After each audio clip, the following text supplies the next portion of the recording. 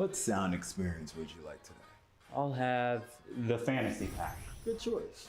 And could you make it a Cloud 2 wireless? On his way, sir.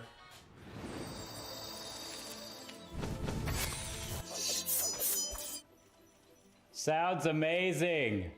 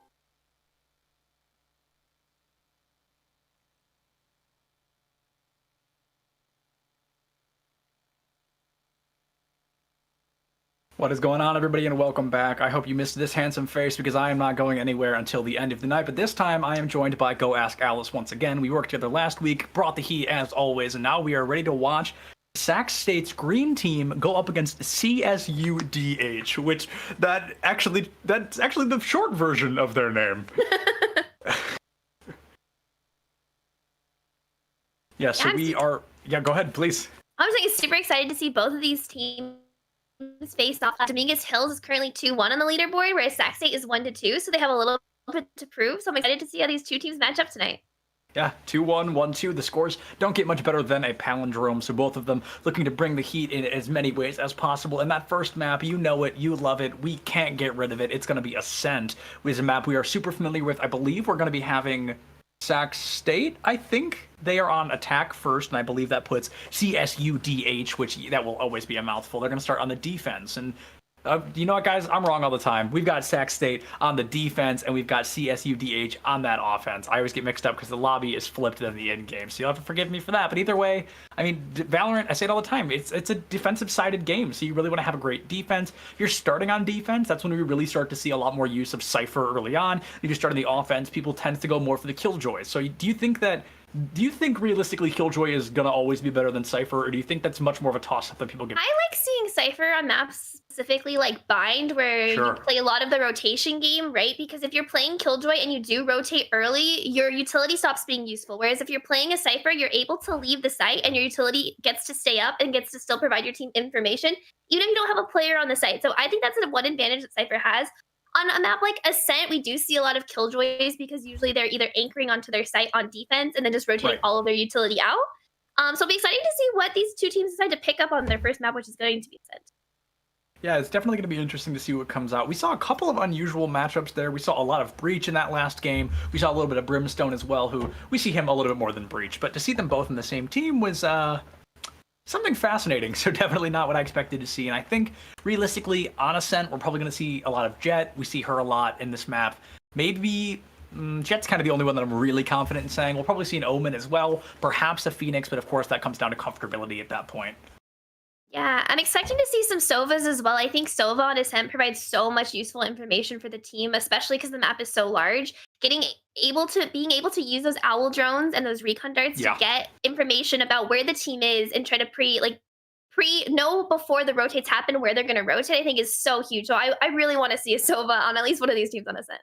Yeah, we did see in that last matchup that I feel a lot of you may have been there for. Sova was on one team but not the other, and the team with the Sova did end up winning at the end of the day. He's just got a lot of great ability and a lot of great things to use moving forward, and a lot of great fight openers. That Hunter's Fury is great to counter that Killjoy ultimate as well if you can pull it off appropriately, but you expect to see what you can get, and we can only hypothesize until these teams finally get into that agent select. But it looks like we are waiting for just a couple more of them to ready up. It looks like we may have a ping issue that has gotten fixed, and wow, somebody's in lobby at 6 ms, which is probably the lowest I've seen in a really long time. Someone just has to live in the server sometimes. I personally can't relate to that benefit, but that would certainly be nice. Yeah, I certainly wish I was rocking 6 ms. I think on my best day, I'm sitting around 75, somewhere between 75 and 100. So I definitely envy those who have the ability to. So oh, yeah, I'm rocking at 6. And that's it. I mean, that's gonna be something interesting. Yeah, it's nice that both of these teams are on the West Coast, so at least the server pings are relatively even. I know some other leagues and tournaments have problems where you have even teams who are in the Midwest versus the East Coast. The ping can be really dramatic. So having 2 California teams must feel pretty nice for all the players. Yeah, absolutely. We're finally going to be jumping into that agent select. So let's see if any of those hypotheses were correct. We're going to be waiting to see which of these players is going to be on that constant Jet. We see her nearly every single time, and I cannot wait to see Jet. Are we going to see Omen? Possibly a Sova, like you said. We hope that we definitely see these mainstays, if you will. Yeah, definitely. Maybe again, maybe not the €5. Quad, yeah, that classic quad Yoru coming in hot here. Something tells me they're probably not going to be allowed to do that. But hey, okay, maybe it's just going to be 10 Yorus. Maybe we're having a really good time tonight. Who knows? But no, we are going to be jumping around a little bit. And Psycho already hovering over that Sova, so maybe we see that. Yeah, exciting to see some Sova. Sova Sky is a weird combo to run both agents on. It does provide a lot of utility, a lot of flashes, but usually Sova and Sky are pretty interchangeable. 5 Vipers, on the other hand, perfect comp. Couldn't pick a better one myself. Could not be better. You love to see 5 agents, or I guess 1 agent being picked 5 times, but 1 mad bad dog, which is a fire name, is going to be something quite enjoyable. Yeah, I love seeing the Omen pick still on Ascent. I know Brimstone did get buffed, but I feel like a map like Ascent, where the main entrances are so far away from each other, you really want to have an agent like an Omen, just so you're able to have that kind of global smoke pressure. But with 10 seconds left, no one's actually locked in that many champions as we finally get our Killjoy locked in on the side of yeah, somebody locks in. It's gonna take a minute. Slow but sure. We're gonna see some lock-ins come through. Looks like Shan is gonna be choosing to stick onto that Sova Psycho as well. And I said that Fateful Jet, she's gonna come out on both sides, and Arena coming out from Rux there, so that's gonna be interesting. Yeah, we have actually been seeing a lot of teams still playing with the Arena, even though she was nerfed. I think the assist, being able to grab your orbs off assist, is really huge, especially in team play. But you usually see it do the double duelist. So you're gonna have a Jet and Arena coming up. The Jet and the Reyna definitely going to be fascinating, and Reyna is going to be that feast or famine character, so she really has to get that high quality performance. You need to be bringing the heat 100% of the time. You just need to put that pressure on the best that you can, and if you just start losing every round, I mean, it's going to be rough, because Reyna really needs to get eliminations to really be successful at all. Yeah, definitely. Whereas like an agent like Phoenix, his flash, you can't destroy his flash. He does get 2 of them.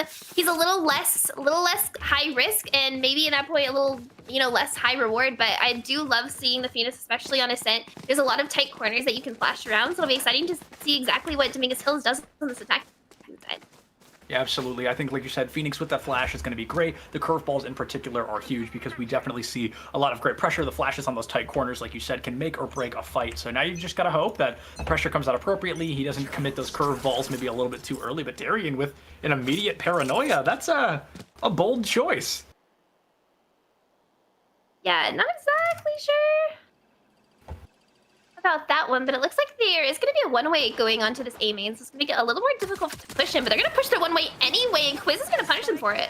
Yeah, Ganbare, as it took us about 10 minutes to learn how to pronounce that name earlier. Of course, it's going to be the first one eliminated, so we wanted to say it again for the rest of the round. But Bae-V able to find Quiz as well, so it's going to be that 4v4, the Jet and the Cypher taken offline respectively. And we see the attack Jet right now, so we definitely see that's not going to be great if you are CSUDH. You don't want to have that Cypher on attack because that's not really when he gets to shine. And it's going to be kind of a difficult retake until that dark cover goes away. The Paranoia does come out. In fact, Darian gets the first kill onto 0, making this a 4v3 as Darian gets a second kill. Bae-V trades him out, and now it's a 3k, a 4k coming out of IQ Bae-V. And it's going to be a 1v1 under heaven, but Kaizen Strife takes him out to secure the round. Man, IQ, on the bright side, Bae-V does basically get that run it back online, so you lose the round, but you pretty much just got a free ultimate with that 4k coming out. Unfortunately, Kaizen Strife is able to get that elimination, only sitting at 2. You know, you've got to be pretty upset because Jack and I talked about this that last round. You can't have one player that just top dogs. You need to have a consistent team because we saw it. I mean, first person with Riggs, he had the most eliminations in lobby and his team got stomped both rounds. So it's like you've got to have a consistent full team because one person just cannot carry hard enough in a 5v5. Oh, definitely agree. Bae-V getting 4 kills, not a single other frag coming from a single one of his teammates is definitely always rough, but they're not out of it yet. They are going to actually force up to match the round 2 bye, so they really need to win this round if they don't want to damage their economy. Yeah, and yeah, like you said, if they don't want to damage this economy, they really need to win this round because they are full committing into this. They want to put some pressure on. They want to bring the Heat the very best they can. But if they lose this, that is so many credits down the drain. And right now, if you are CSUDH, which I think I'm going to start calling CSU here because that is a mouthful as always, you've really commit a lot into this. You don't have an economy, and now we see the run it back coming out super early on from Bae-V. They're trying to find 1 kill, and that the run it back already worth it. They're able to pick up Sack there, and Sack Rux, and iPsycho going to be taken out as well. Darian going to find that revenge kill onto 0, so the pressure coming out super aggressive now. It's going to be that 3v4 in favor of CSUDH and Sac State, the green team here, getting a little bit of a run for their money. They're able to win the first round, but just barely. They might lose the second one. Only 3 members left alive, but as I say, that Kaizen Strife takes out Bae-V, and Darian gets 1 mad bad dog. This makes it a 3v2. Kaizen Strife with a beautiful shot, but now it's going to be a 1v1. Quiz on the bomb site. He's going to updraft up and not find the kill. Is Shan with the Ares spaces down. It's just that fire rate of the Ares. I mean, you cannot outpace that thing. The bullets come flying out. The Ares and the Odin are 2 just hyper aggressive weapons. We see it coming out super intense there, and it looks like he doesn't hold on to it. It's weird. Yeah, kind of a questionable choice not to keep the Ares. He picked up a Spectre? Maybe he thought it was a Phantom. Perhaps. That's weird. Yeah, that is weird. Kaizen Strife actually coming out with an Ares of his own. The Paranoia out immediately out of this A main, though, is going to be kind of difficult, but Shan gets the first kill and the second kill onto it as they don't swing in time. Finally, Kaizen Strife takes him out.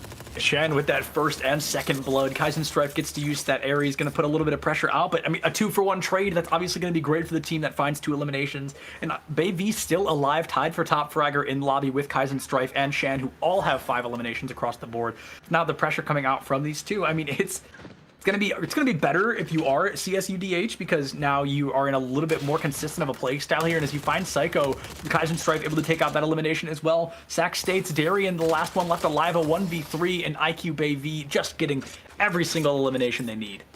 Yeah, Bae-V coming up huge here. The 2 Spectre kills are really well played to kind of counter that Paranoia out of A main and still getting 2 kills was really huge for that attacking round. So really well executed on the side of Dominguez, Dominguez Hills. Absolutely great execution indeed, and Ganbare currently sitting with 0 eliminations in lobby, but that is hardly an issue because both Rux and Psycho on the enemy team are also sitting at 0 eliminations. So we're seeing a lot of top fraggers and like a lot of really great plays from individuals, but as a whole, both these teams seem to be lacking just a little bit in terms of maybe accuracy and just trigger discipline. Yeah, I definitely agree with that. And Dominguez Hills, unfortunately, isn't going to actually be on a full buy this round. So Saxon does have the gun advantage if they can make use of it. They do have the cat peek, but doesn't quite land anything. Oh, did they say that Chan takes out Quiz, making it a 5v4 in favor of Dominguez Hills? Yeah, unfortunately, Quiz taken out of that fight right away. So now, again, like you said, Dominguez Hills, they are going to get a decent lead here. It's going to be that 5v4. Of course, their Spike Carrier is still alive as nobody has fallen. And they've got that Hunter's Fury online as well, which would be a bold move to say the least. But at the end of the day, if they could get even 1 elimination, that would be great for them. This is gonna be a really slow push from A main. They do have 0 on the lurk here on the side of Dominguez Hills, trying to see if this Rain is gonna push out of main, but it's gonna be a 4v2 if Dominguez Hills decides to pull the trigger and execute onto this A site. Now we just have to play that patient waiting game as Rux takes 0 out of the fight, so that lead for Dominguez Hills is just going to be taken out right away. It's going to go right into a 4v4. A firewall from Bayv there was definitely unusual, but now even committing the lockdown from Kaizen Stripe, I mean, now it's become this sudden desperate grab from all these players to grab the point. The Hunter's Fury as well, my goodness. These ultimates just coming out left, right, and center. Bayv taking a lot of damage from his own teammate's Hunter's Fury there. That is not where you want to be, and as Kaizen Strife picks up 2 kills, one of them being a wall bang onto one mad bad dog. I will not stop saying that. I love saying that. But now the 2v3, and I mean, your Phoenix, he's low on health here. He gets to heal himself back up a little bit with a hot hands, I believe, but that might not be enough. Yeah, the curveball's late. Oh. Yeah, Baby just gets taken out there. 2 members on top of him already get the defuse. And that was, I think, a good idea coming out of Dominguez Hills there to try to kind of bait the rotate onto B. Having 0 lurk, even though 0 did die, it did pull 2 defenders away. But at the end of the day, Dominguez Hills was at a gun disadvantage, and Sate just had a really pretty retake there. Absolutely, there was a great retake there for State, and now we just see the great pressure coming out for them as well. It's going to be, I don't know, they're going to have to bring the heat a whole new way. It's going to be tied up 2-2, so there's not really going to be a bonus round here, but Dominguez Hills, maybe they're able to turn this around a little bit, and we see a run it back online as well as a teleport, and in this situation in particular, especially when you're on the defense, the teleport isn't really a great ultimate in my opinion. That's more of a kind of when you're going for a cheeky spike plant, but with the run it back, you could maybe find even 1 elimination, and that could really give your team an advantage, especially because your Jet isn't buying. Right, definitely. So I want to see some of these ults coming out now. The earlier you can get the ult off in the match, in the half, the quicker you can get your next one. So here we go at now. Baby ultimate activates the run it back, gets kind of zoned out by the Molly and totally runs past 0 there. Doesn't get the frag. Onto the running back's gonna run out. Yeah, and the running back's just gonna run out before he gets the ability to find any kills. One mad bad dog or OMBD finds the elimination onto Quiz, and now already 3 eliminations in favor of our defending team. Psycho able to find Bayv, and Ganbare picks up 1 kill on Kaizen Strife. This is his time to shine. He's got to get 3 more. Not able to find even 1 more as Darian does take him out of the fight. Yeah, good idea again by Dominguez Hills. A little poor execution. State did a really good job at holding down that site. They didn't give the run it back a chance to get any opening kills. So even though it got a lot of space, he didn't clear out Quiz there. So Jet was able to maintain a really aggressive angle, and she wasn't punished for it. Absolutely, there was no punish coming through, and that's not what you want to be seeing. You want to try to punish all these misplays, all these micro mistakes that could, maybe flip the round in your favor. But unfortunately, if you're not reacting fast enough, if you're not able to hit those shots, then it's just not going to work out in your favor. And now we see that Ganbare has that Cypher ultimate online. We see the teleport and the Blade Storm online for our defending team as well. So, I mean, these ultimates really starting to stack up, and as we saw in the last game, I know you weren't casting with me, but I know you were watching just a little bit, everybody was really holding on to their ultimates, and you get to a point, you've just got to use them. No, I definitely agree. If you're not, as you say that right now, the Neural Death does come out. 0 takes out Rux, though, so now it's going to be a 5v3 as they make their way onto this site. Kaizen Strife not quite able to land a kill through the smoke. The plant is coming down, and they're going to be pretty well set for this post plant. Yeah, that is 1 bad dog as he gets that spike plant coming through on point. So again, a 3v4. 0 was taken out in the mix-up by Quiz, and the Blade Storm's still online for Quiz, so maybe you just full commit and go for some hero plays, but also you've got to know you're sending yourself into the graveyard with that, so you've got to play it safe all the same. I just want to see somebody pop off. I love seeing those individual play styles really come to fruition as Psycho and Ganbare go for the trade. It's going to be a 2v2 with 2 ultimates on side for our defenders. Kaizen Strife finds that flank into the backline once again in the Sova. The Soul Survivor going to be shot around the corner, able to find Kaizen Strife, but he's not going to get there in time. Quiz is going to get this defuse. Oh, the shock dart puts him off of it, and then I don't know if he has time. No, I think he's got it. I think he's just barely got it. It looks like 1.79 seconds left. He is just barely able to secure that defuse. That shock dart, I mean, that was big brain.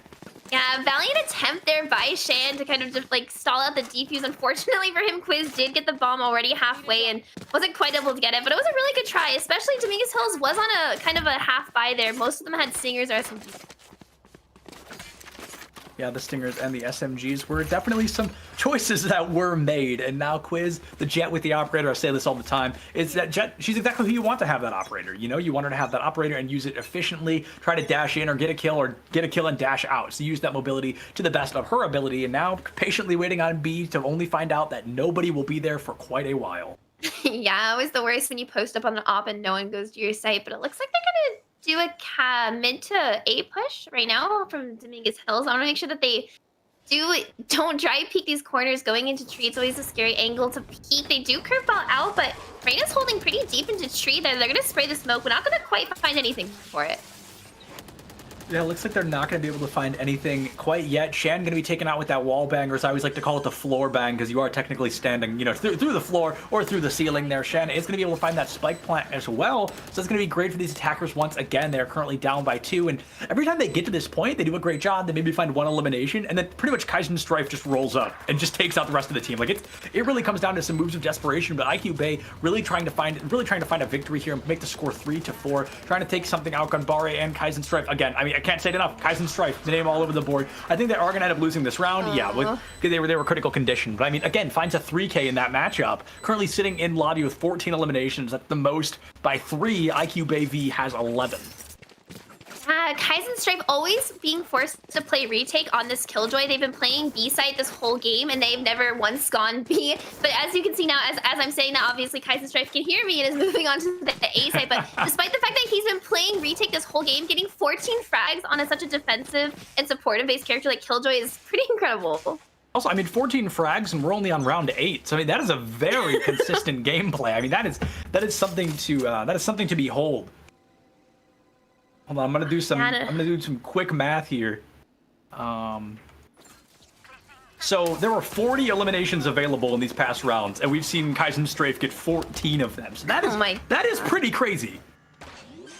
And unfortunately for Sac State, they all stacked A. There was 4 members on this A side, so they're just gonna really clearly and freely walk onto this B side, get the bomb down, and they're gonna play retake with really short range weapons, which is gonna be really difficult for Sac State here. Absolutely, and one mad bad dog gonna find 2 eliminations. Kaizen Strife taken out of the equation. Now these are the rounds that I really feel our attacking team has a great chance to win, because Kaizen Strife, I feel, has just been a difference maker. 14 eliminations, the next amount of eliminations on that team, 6. So, I mean, they are definitely leading the charge here in terms of these eliminations, and now they've been taken out of the fight, but Darien gonna try to take that just a little bit further, picking up 2, putting themselves at 8 eliminations. One mad bad dog picks up a 3rd, Shan finds a 4th, and Quiz takes Shan out of the fight, a 2v1, but no time to defuse this spike. It is already in the fastest of the ticks, and yeah, there's no way you're getting in there in time, and if you don't get out, yep, okay, I was gonna say, if you don't get out, you're gonna get killed by the spike, but clearly Quiz was not listening for those audio cues. Yeah, Quiz only rocking a stinger that round, so not the greatest loss in the world. It died at the bomb, but just a really good take on the side of Dominguez Hill. Sac State gambled with their short-range weapons. They just gambled wrong, and you know, the one time you don't have your Killjoy on B, the enemy team goes B. It happens all the time.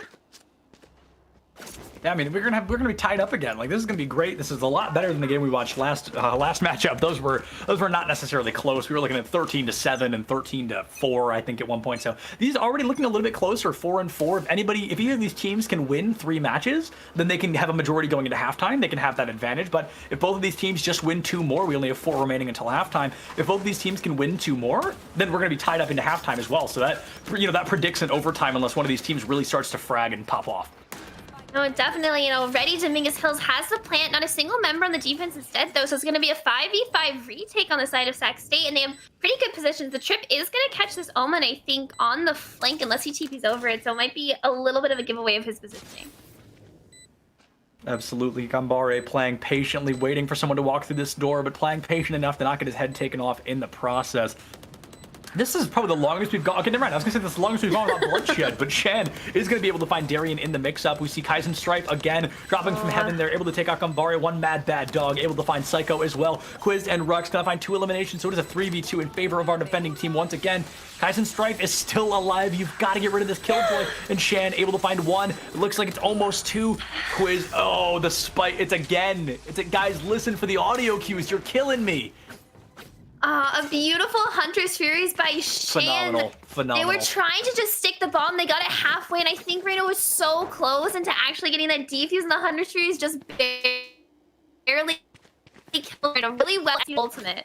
Yeah, coming out of the side of Shan here.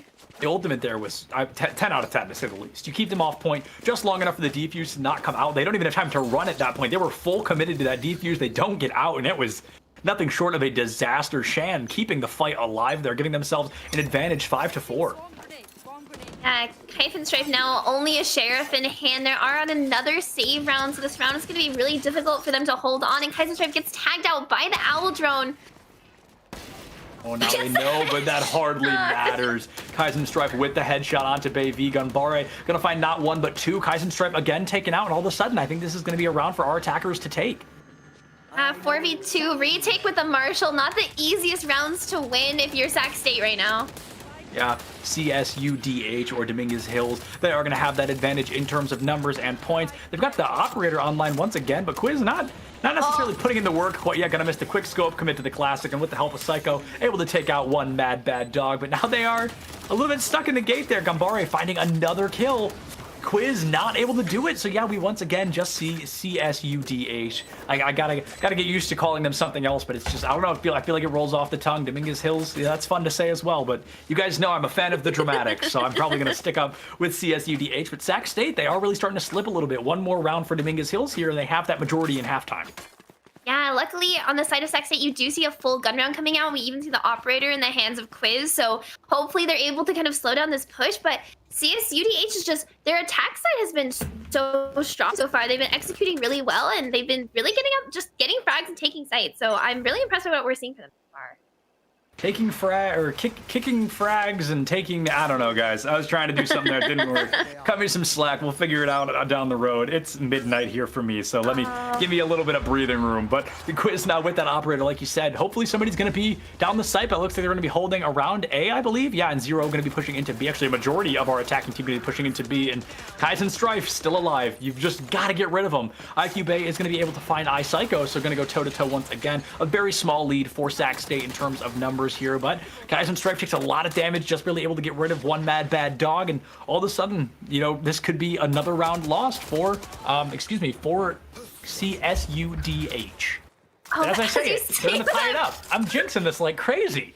Baby and Shan getting 2 frags of their own, so now it's gonna be a 2v2 Oh, and no Baby way. with a monster Rux makes this a 2v1, and Darian is on the site, gets a lot of damage he's down so on low. Baby, but it's a headshot. Oh my gosh, Darian clutches that round. What a beautiful clutch. play. On the clutch. Sometimes I wish we were on cam the whole time, because you guys got to see Alice and I's faces. In particular, when we cast with each other, we get very physically emotional watching the game. We keep like covering our mouths and gasping. But I mean, what a clutch play! You that very well could have made this tied up at halftime. Like that round was so close to going in favor of CSUDH, and then all of a sudden we see that clutch play come through from Darian. They're able to possibly tie it up. Now Sac State, they just have to win this one, and then we're basically looking at a 1st to 7. Yeah, that's huge if you're Sac State. They had lost the previous 4 rounds in a row, so even getting just that one clutch has to be such a good mental reset. But as I say that, we're going to see contact invade Rux with 2 kills, and Quiz trades out Zero, so now it's going to be a 4v2 in favor of Sac State. Storm. Yeah, Zero commits the Blade Storm as well, and Sac State, they've got the numbers. They've got 3 ultimates online, 4 if you include the Empress, but Reyna's dead, so who cares? And now they've got 3 ultimates online, 1 mad bad dog sitting with 1 teleport. Gambare not even close to that Cypher ultimate as well that I can never remember the name of, but now it's going to be it's a 2v4. You've got the spike, but I mean, you're going to have to absolutely frag here.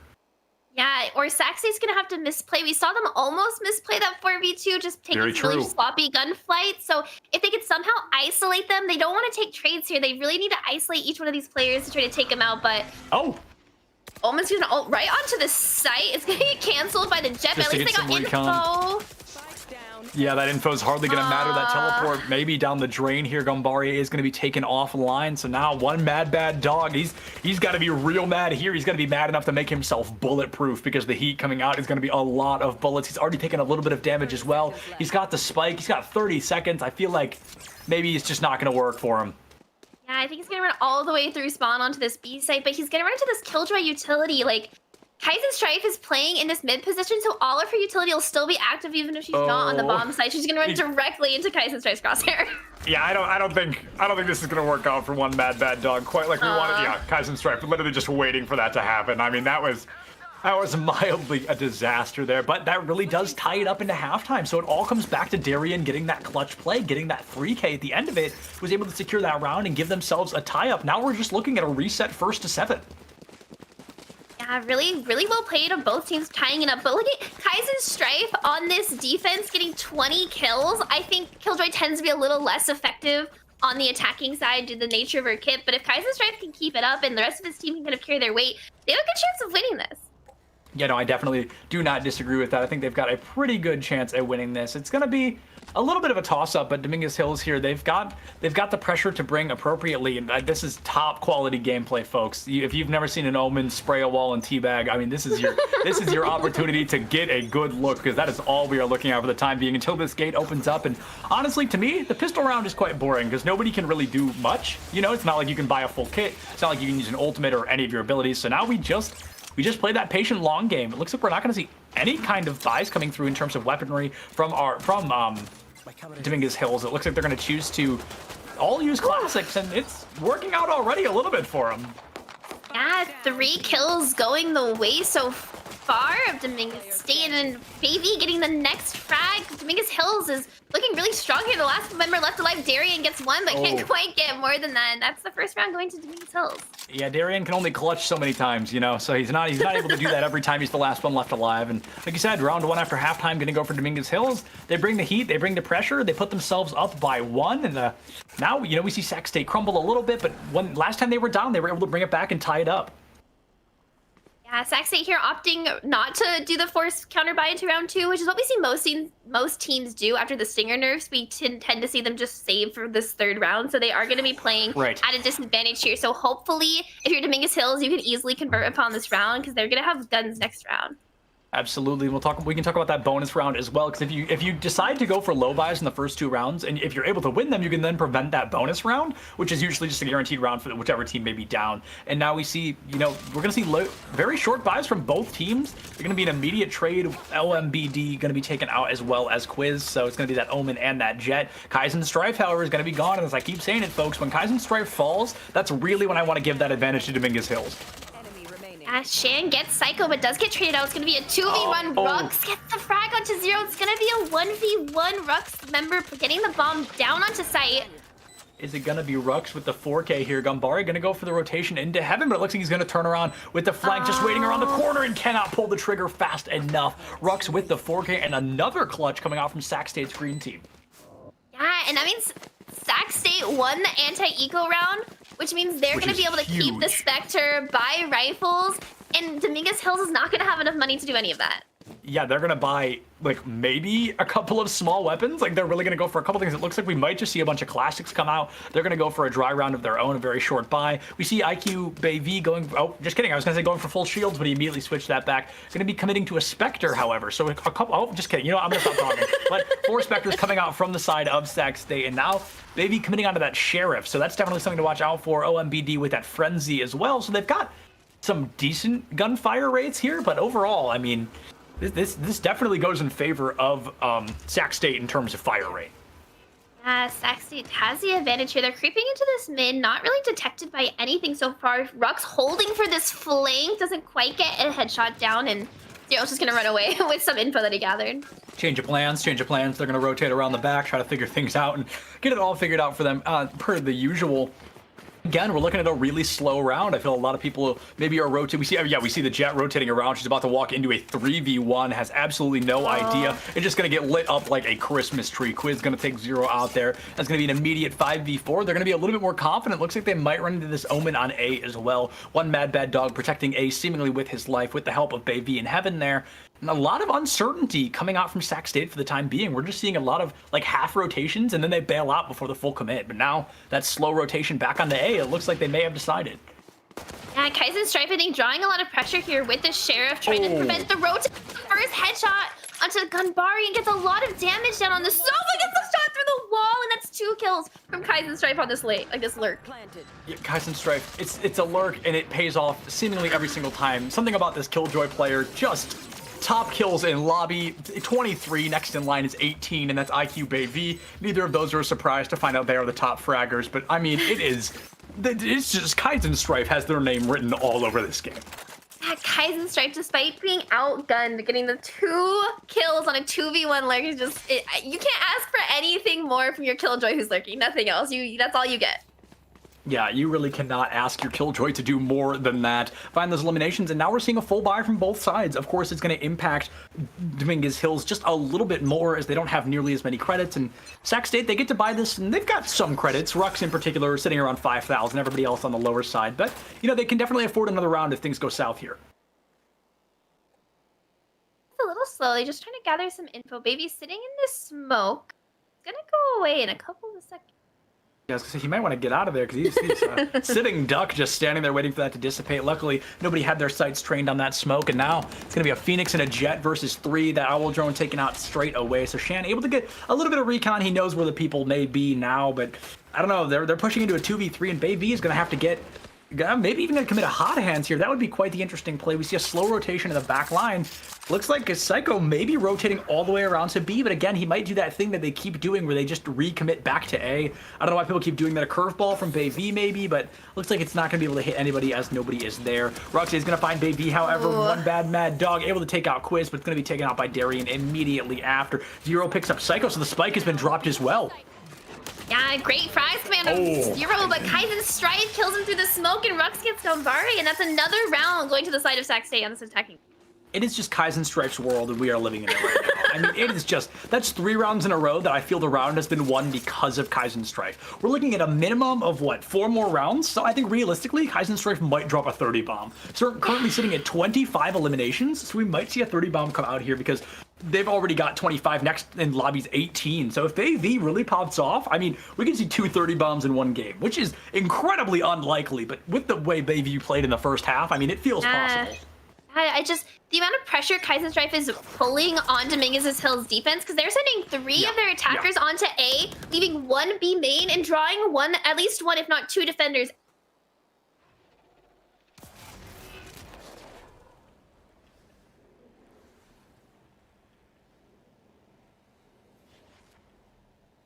Looks like we may have lost Alice, at least we did on my end, so we will. The show must go on until she returns. Ruck's going to be taking out Zero here as well. The pressure coming out of 5v4 in favor of Sac State. Green team up against Dominguez Hills. They are bringing the pressure, but they just unfortunately cannot bring it quite enough. Dominguez Hills, they're being taken out 1 by 1. Zero going to fall once again. And honestly, Kaizen Strife, if they were not in this game, I don't think we'd be seeing them. I think we'd be seeing a completely different game if Kaizen Strife wasn't sitting at the top of the leaderboard with 25 kills. Make it 26 kills. Alice, are you back with me? I believe I am, and it's now going to be a 4v3 on the side of Sac State. Perfect. Welcome back. Yeah, no, happens to the best of us. And now, like you said, Sac State going to be on that 4v3. Gambari also hanging out with the Ghost, I want to point out. We see the Spectre from Bay V as well, so the fire rate definitely going to be very low for them. Bay V perhaps relying a little bit more on that curveball, but Quiz going to find them before they can do it. And Quiz with the double kill, Kaizen Strife finds the 3rd, and it's going to be over again in favor of Sac State Green Team here. Yeah, a lot of players on the side of Dominguez Hills, at least this half, have been dying with a lot of their utility still in their hands. Yes, very much so. Why would you dry peek that, right? If you have the curveball available, I know you have numbers, you have 2 or 3 teammates with you, but if you throw the curveball, that's an easy 2 or 3 kills on your side. Absolutely. So a little bit of a misplay there, but a good capitalization on the side of Sac State. Yeah, I also want to point out, we are looking at a full-blown ult-apocalypse here. Every single player in lobby has their ultimate online. It's one of my favorite terms to use. I never get to use it because nobody holds on to their ultimates quite like this. But with 10 ultimates now online, Kaizen Strife only 3 kills away from that 30 bomb. I mean, honestly, I do not expect a Killjoy to be your top fragger by over double eliminations. But I mean, that's just how it be today. Kaizen Strife bringing the heat like no other.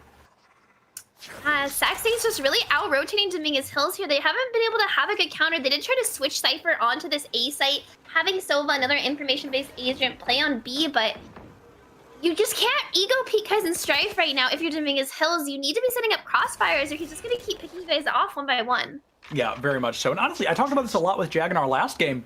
Use your ultimates, folks. And we're just seeing they are not using the ultimates at all. We see 10 ultimates online. Nobody is committing to them. And honestly, to be fair, if you're on the side of Sac State, you haven't really needed them these last couple of rounds. You're able to win 4 rounds in a row. You've got a great look so far. Maybe you want to get a couple of ultimates out of Dominguez Hills beforehand, but CSUDH going to be the first ones to commit those ultimates. We see the run it back coming online, but Gambari already taken out before his ult can be used. Ruck's going to take a little bit of damage, but of course, they're going to be able to get that back up, especially if they commit the Empress early on. Quiz trying to find a couple of of cheeky shots, not able to do so quite yet. Psycho gonna commit to that full spike plan, and here comes the Hunter's Fury, excuse me. Kind of a weird ultimate coming out from Shan, trying to get any kind of recon, and he's gonna be taken out for it by Darian. So Psycho gonna be the next to find the elimination. Zero picks up Darian, but it may already be too late. A 4v2 in favor of Sac State, and if they win this, we could be on our penultimate round.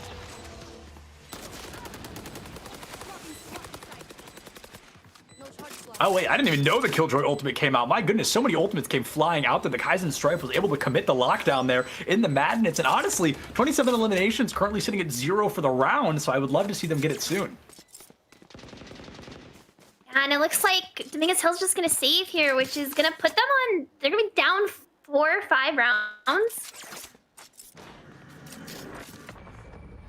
Oh, there's another one. Yep, there's another one for Sac State. They're going to take this. Things were so close. Going into halftime, we were 6-6, but now Sac State, they're hanging out at 11-7, and they're able to win 2 more rounds. I mean, like I said, this could be our penultimate round, assuming they win this one and the next one. Yeah, really well played by Sac State coming out. I'm really sad with Dominguez Hill's defense.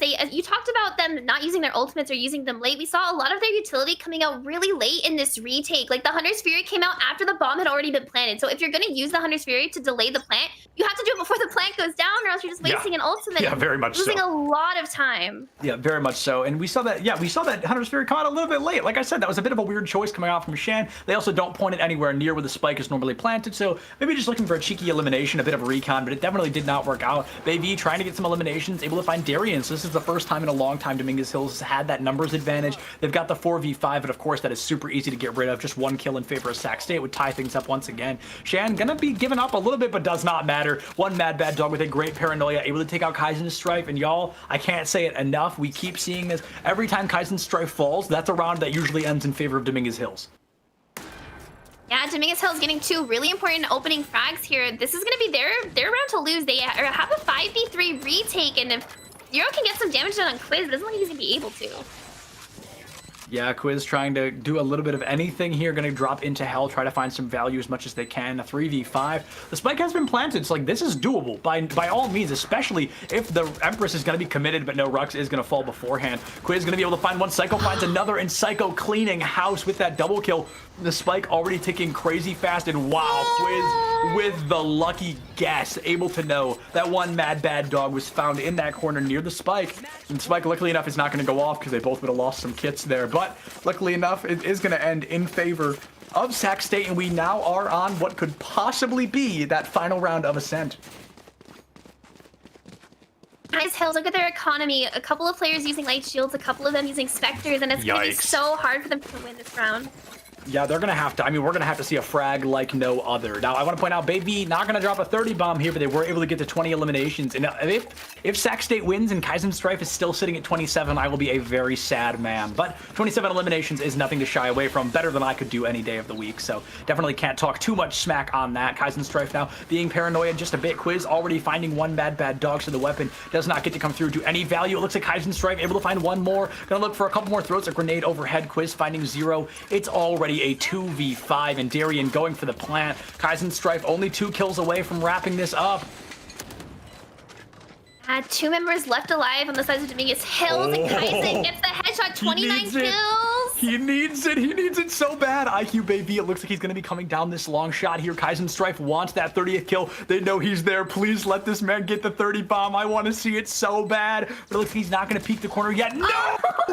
Baby takes out Kaizen Strife before the headshot can come through. That is so unfortunate. Baby still taken out by Psycho, and Kaizen Strife just cheated out of that 30 bomb. That is so sad.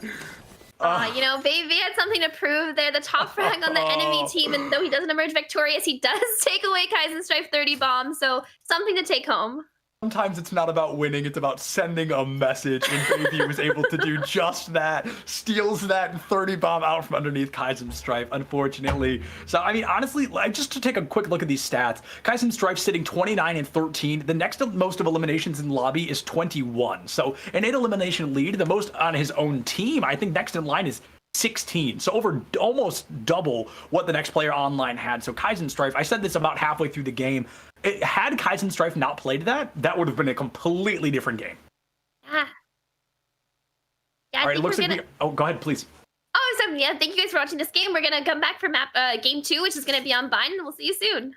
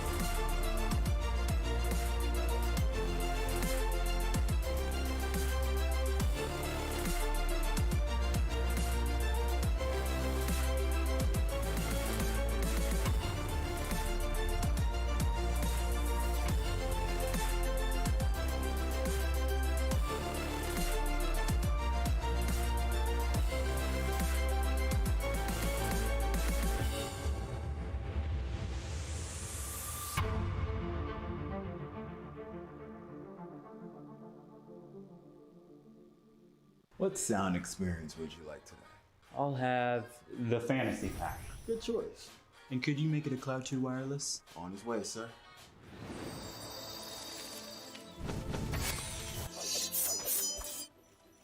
Sounds amazing.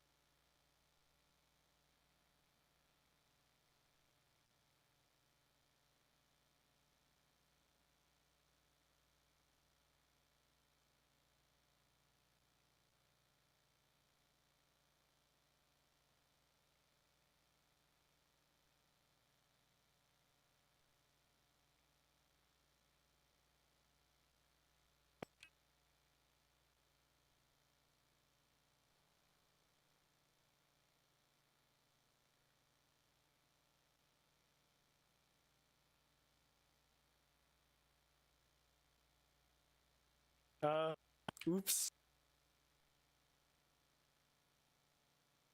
Sorry, guys. Darian's a little. He is like. What happened? He's dumb.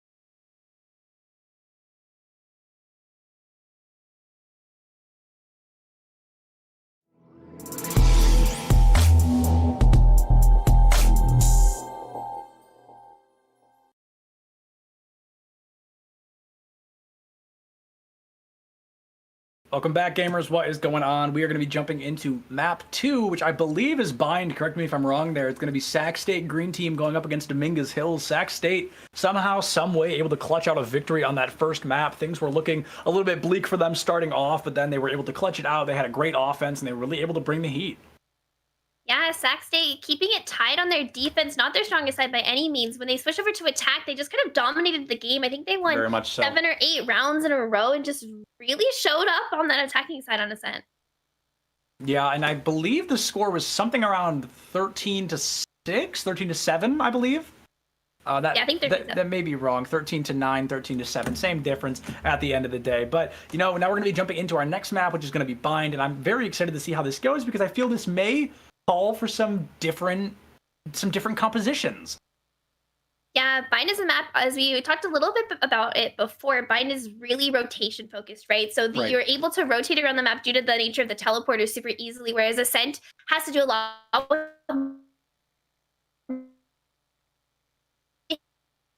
Looks like we may have lost you just for a moment, Alice. Oh, wait. Sounds like she may be coming back. But until she gets back, I will be talking about it just for a moment. But as you mentioned, all about rotation, all about playing smart. And if you need to rotate efficiently, but also if you all rotate through the same area, an Ares or an Odin is going to rip your team apart in the blink of an eye.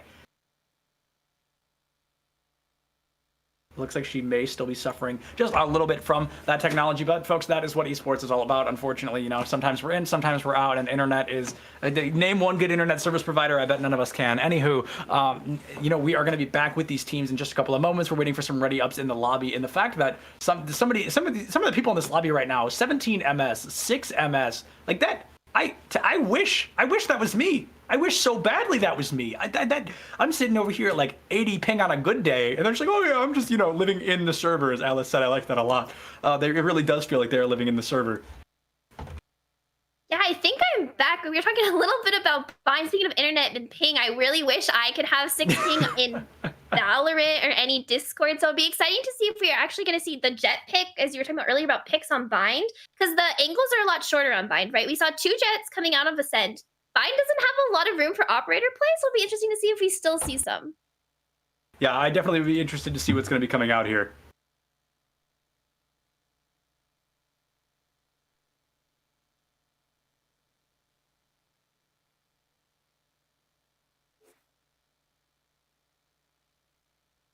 looks like we're about to head into our champion select coming up super soon, as we were talking about a little bit about the Jet pick. Another important thing to notice is the Sentinel pick. As we talked about last time, Sac State's their Killjoy, Kaizen Strife, getting almost 20 kills on this Killjoy. It'll be interesting to see if he brings out this Killjoy on the Bind, or if he goes to do a Cypher, as we talked about earlier. Cypher is an often picked Sentinel on a map like Bind due to the fact that you can leave your utility there, even if you rotate. But for Kaizen Strife, I don't mind seeing him play Killjoy on this map. You know, I think Killjoy would definitely be a good pick here. And Kaizen Strife, I mean, I'm not even sure it matters who they play. That was definitely some great weapon control, some great ability control, but it never came down to Killjoy using insert ability here to win a fight. It was just all about that consistent aim and that great aggression. And I apologize, I lost my feed there for a minute. I don't know what happened, but then it jumped back and all of a sudden we're here. But again, Zero going to be on the Reyna this time, so we're seeing way more Reyna gameplay than I expected.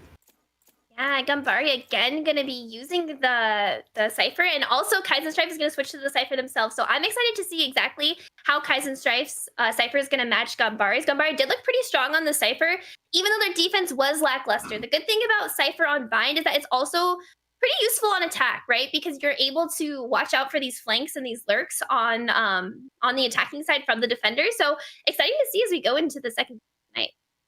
Yeah, absolutely, and I think we're going to be seeing that raise on both sides. Of course, this is a map that she's all about. Occasionally we see the Jet, and you know, I don't think that's a good pick. I think Raze is going to be a better pick here, all things considered. The Cypher coming out, so no Killjoys, which I'm mildly sad about. You know, I would like to see the Killjoy because she gets way better utility on the offense than Cypher does. But I guess if both teams have a Cypher, it's not like anybody has the advantage. Yeah, that's a great point. And I'm excited to see exactly how they're going to use the camera placement as well. I love seeing different ways of like setting up on B side specifically. And if we are going to see Kaizen Strife eventually end up rotating back and forth. But actually, as I'm saying that, I'm so sorry. Sac State is attacking first, so it'll be interesting to see. They're going to opt for the Raze instead of the Jets. They are going to still run double duelist, so I'm excited to see as we get into our game. Yeah, double duelist is a weird one, but it's definitely something that can make or break, and we're going to see the Sova on one side rather than the other, so it's to an extent Sova versus Reyna, because other than that we're looking at a mirror matchup, so it's definitely going to be something weird. You know, I feel Sova is just better. As much as I don't like him, Reyna getting nerfed into the ground recently, going to take a huge hit on her utility, all of her kit just pretty much cut in half, so definitely not going to be great for her there. And Psycho gave us a pretty consistent game last time. I wouldn't say, you know, definitely wasn't great, but it wasn't bad either. They had a positive KD, so they weren't getting stomped on by any means. Maybe they can be a little bit more consistent with ability usage. I think maybe to see that come out would be a little bit better, because we saw a lot of, we saw that one great shock dart, I believe, to open up the point toward the beginning of Ascent, and that's kind of the only thing I can think of where I'm like, wow, that was really good. Definitely could have some improvement on the Cypher, so maybe that's why we opted for a triple duelist. But as I say, the Shan getting the first kill onto Kaizen Strife. As we talked about last match, Kaizen Strife was such a huge factor for Sac State's success, and now he's already out, and it's going to be a 4v5. Yeah, absolutely. And like I'll say it one more time, folks. You know my opinion at this point. Kaizen Strife is gone. I'm so ready to immediately give that matchup to the team to the opposite team, to the attacking team right now. Sac State going to be ripped apart a little bit. Ruck's able to find quite a few eliminations there, but Shan going to be going up 1-3. Sac State, they've definitely got the advantage here. Yeah, Sac State, they have a pretty solid post plant here. They do have a little bit of a low health bar on their Phoenix, but Shan has still one blast pack left. Was gonna get one tap by Rux for the 3K. Really well played by Sac State there. Yeah, Rux just super patient, just stared at the door for like 10-15 seconds, just waited, in a moment, just waited there, and found the headshot. That was all that mattered. Rux able to find 3 there, halfway to that, run it back as well, so that's going to be great for them. 2 eliminations on the side of Dominguez Hills. You know, they get a couple of kills early on, but then I think they got 2 and lost 4 in the same fight, so they definitely did not come out on top of things there. Yeah, and Dominguez Hills, they're gonna have to be very careful with how many rounds they give up, I think, on their defense, because they are running triple duelists, as we talked about. They're not gonna have a Sova, so as many rounds as they can get on their defense, because it's gonna be a pretty difficult site for them to hold, especially with the lack of utility. So you really expect them to maybe not win this round on the anti-ego, but to pick up a couple of rounds afterwards. Absolutely, and Kaizen Strife, that person that so closely so close. He almost dropped a 30 bomb in our last game. Was the first person eliminated in that last round. So we definitely thought things weren't going to be ending in favor of Sac State because your top fragger is taken offline, you know. But as a new map opens up, there going to be a new top fragger all across the board. And as we saw in that first round, Rux trying to take that name super early on, going to find those 3 eliminations, only 5 people to eliminate, you know what I mean? So definitely going to have some great value there. And now a very aggressive spike plant coming out as well. Psycho putting themselves in the corner, going to get the credits for the spike plant, whether they win this round or not. Yeah, Sac State hasn't actually cleared out this elbow, so there's still 2 members of Dominguez Hills in this elbow area, so they still have complete control of it. The recon dart is coming out, but they might get swung. They're gonna have to play a 2v2 here, but as I said, that Darian gets the kill on Gambari, and then he gets traded out, and Baby gets another kill. Yeah, Baby able to crack this open once again, and we see Dominguez Hills, they're going to be in the lead in terms of numbers. Like, as I say, it's going to be tied up once again. And as I say it again, Shan and Bay are both going to find double eliminations there. They both find 2 kills. Shan turns their 2 into 3. Psycho going to be the last one taken out. And I said it, you know, the spike plant comes out, so they get the credits for planting, but of course, they're not going to be able to win the rounds. It's going to be tied up 1-1 early on. And last time we saw a tie like this was when they were tied 6-6 halftime on Ascent. Yeah, this is true. Like, Dominguez Hills, they looked really strong on their attacking side last time, so seeing them get some wins on their defense, especially after they lost the first pistol round, is a pretty good sign for Dominguez Hills. Some life signs yet. They're not quite ready to go out 2-0 tonight. Yeah, not ready to go out 2-0 quite yet, but unfortunately only 2 rounds in, what could be many, many more. We saw some pretty we have seen some pretty crazy overtimes here at NECC already, and I'm sure there are many more awaiting us in the future. This could very well be one of them. We're going to see another B split coming out of the side of Sac State. Again, we have Kaizen Strike lurking on this side for the trips. Already set up for the lurk, though. It's going to catch out Raze, but I think Raze is just not going to go that way. Not going to walk past the trip. Yeah, not going to walk past the trip quite. Yeah, we see the show. Oh. All right. We see the showstopper coming out on the side of Shan, who, I mean, got a 3K last time around. They're not going to get to use it this time as Rux will take them out with that Sheriff. Going to be a 4-3 matchup here. Sac State, they have the lead just by that single elimination, and they're probably going to look for a spike plant, I would assume, relatively soon, but instead we're going to see them rotating to B, it seems. They're pretty much hovering around the middle of the map here, very undecisive on which way they want to go. We see a lot of patience. They want to figure out who's where. And Cypher, I mean, we see Ganbare just holding down B. He's got his wires all set up. Yeah, a little bit of an over-rotation, throwing the Phoenix onto this A side instead of keeping him B, but the run it back is going to come out. The run it back coming out pretty aggressively here. Looks like he may be committing just a little bit too far forward, not able to get much off of it. Gambare now going to be covering B again. They're going to be pushing in. It's going to be a 3v1, so I mean, Gambare is going to have to do some pretty crazy stuff here. Yeah, that run it back drew out the rotation again from Dominguez Hills in theory and gets the first kill on a Gambare.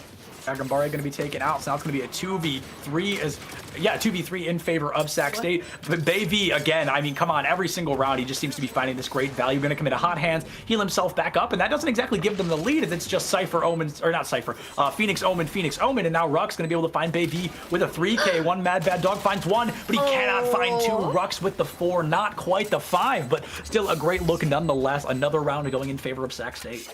Yeah, and I really like what Rux did there. He used the run it back in A shore while his team was rotating onto B and drew the defenders who actually had begun to rotate back B back to A. So that bought enough time for Sac State to get onto the site. Didn't quite get all of the frags they needed. It wasn't the cleanest execute, but they out-rotated it. And at the end of the day, Rux clutched it up. So really well played by Sac State. Absolutely. Sac State bringing the heat just a little bit. They've got the economy to move forward, and we see, you know, their economy just ever so slightly better than what we see on the side of Dominguez Hills. So maybe they're able to bring it back a little bit, because like I said, it's not a huge economy differential, but we definitely see Sac State with a minor lead here. Cypher Cam going to be used kind of aggressively here to clear out bathrooms. And get taken down because they actually, Dominguez Hills doesn't have a player in bathrooms right now. That is 3 players A, though. Yeah, it looks like they're going to be committing to A, possibly. And again, we're just seeing so much, not necessarily patience, but almost uncertainty coming out from Sac State. They really can't decide which way they want to go, and then by the time they decide, they've got like 30 seconds left, so they have to push in a little bit recklessly, and then they have to try and follow up off the back of that, which did work out for them last time as they were able to get a couple of eliminations here and there. But going to be committing that owl drone early on, trying to find some reconnaissance. And I like the owl drone because even if you don't get a dart off, like someone has to destroy it, so you know where somebody is either way, because it won't just disappear on its lonesome. I mean, occasionally it can, you know, but if it's shot out of the sky, you know somebody had to fire those bullets. So it definitely gives away somebody's locale. Kaizen Strife trying to find a kill early on, can't quite find that value yet, but now they know he's in showers, so he's definitely going to be stuck here a little bit. Yeah, the running back is going to go out onto this B side. They did clear the chip with the Owl Drone, and Baby gets the first kill onto Psycho, and one Mad Dog gets another one onto Kaizen Strife. So it's going to be a 5v3 attempted take by Sac State. Finally, Rux gets a kill. The Showstopper gets taken out as Quiz gets the kill onto Shannon. The plant is going to go down, but it gets canceled by Gambari, who's still an elbow.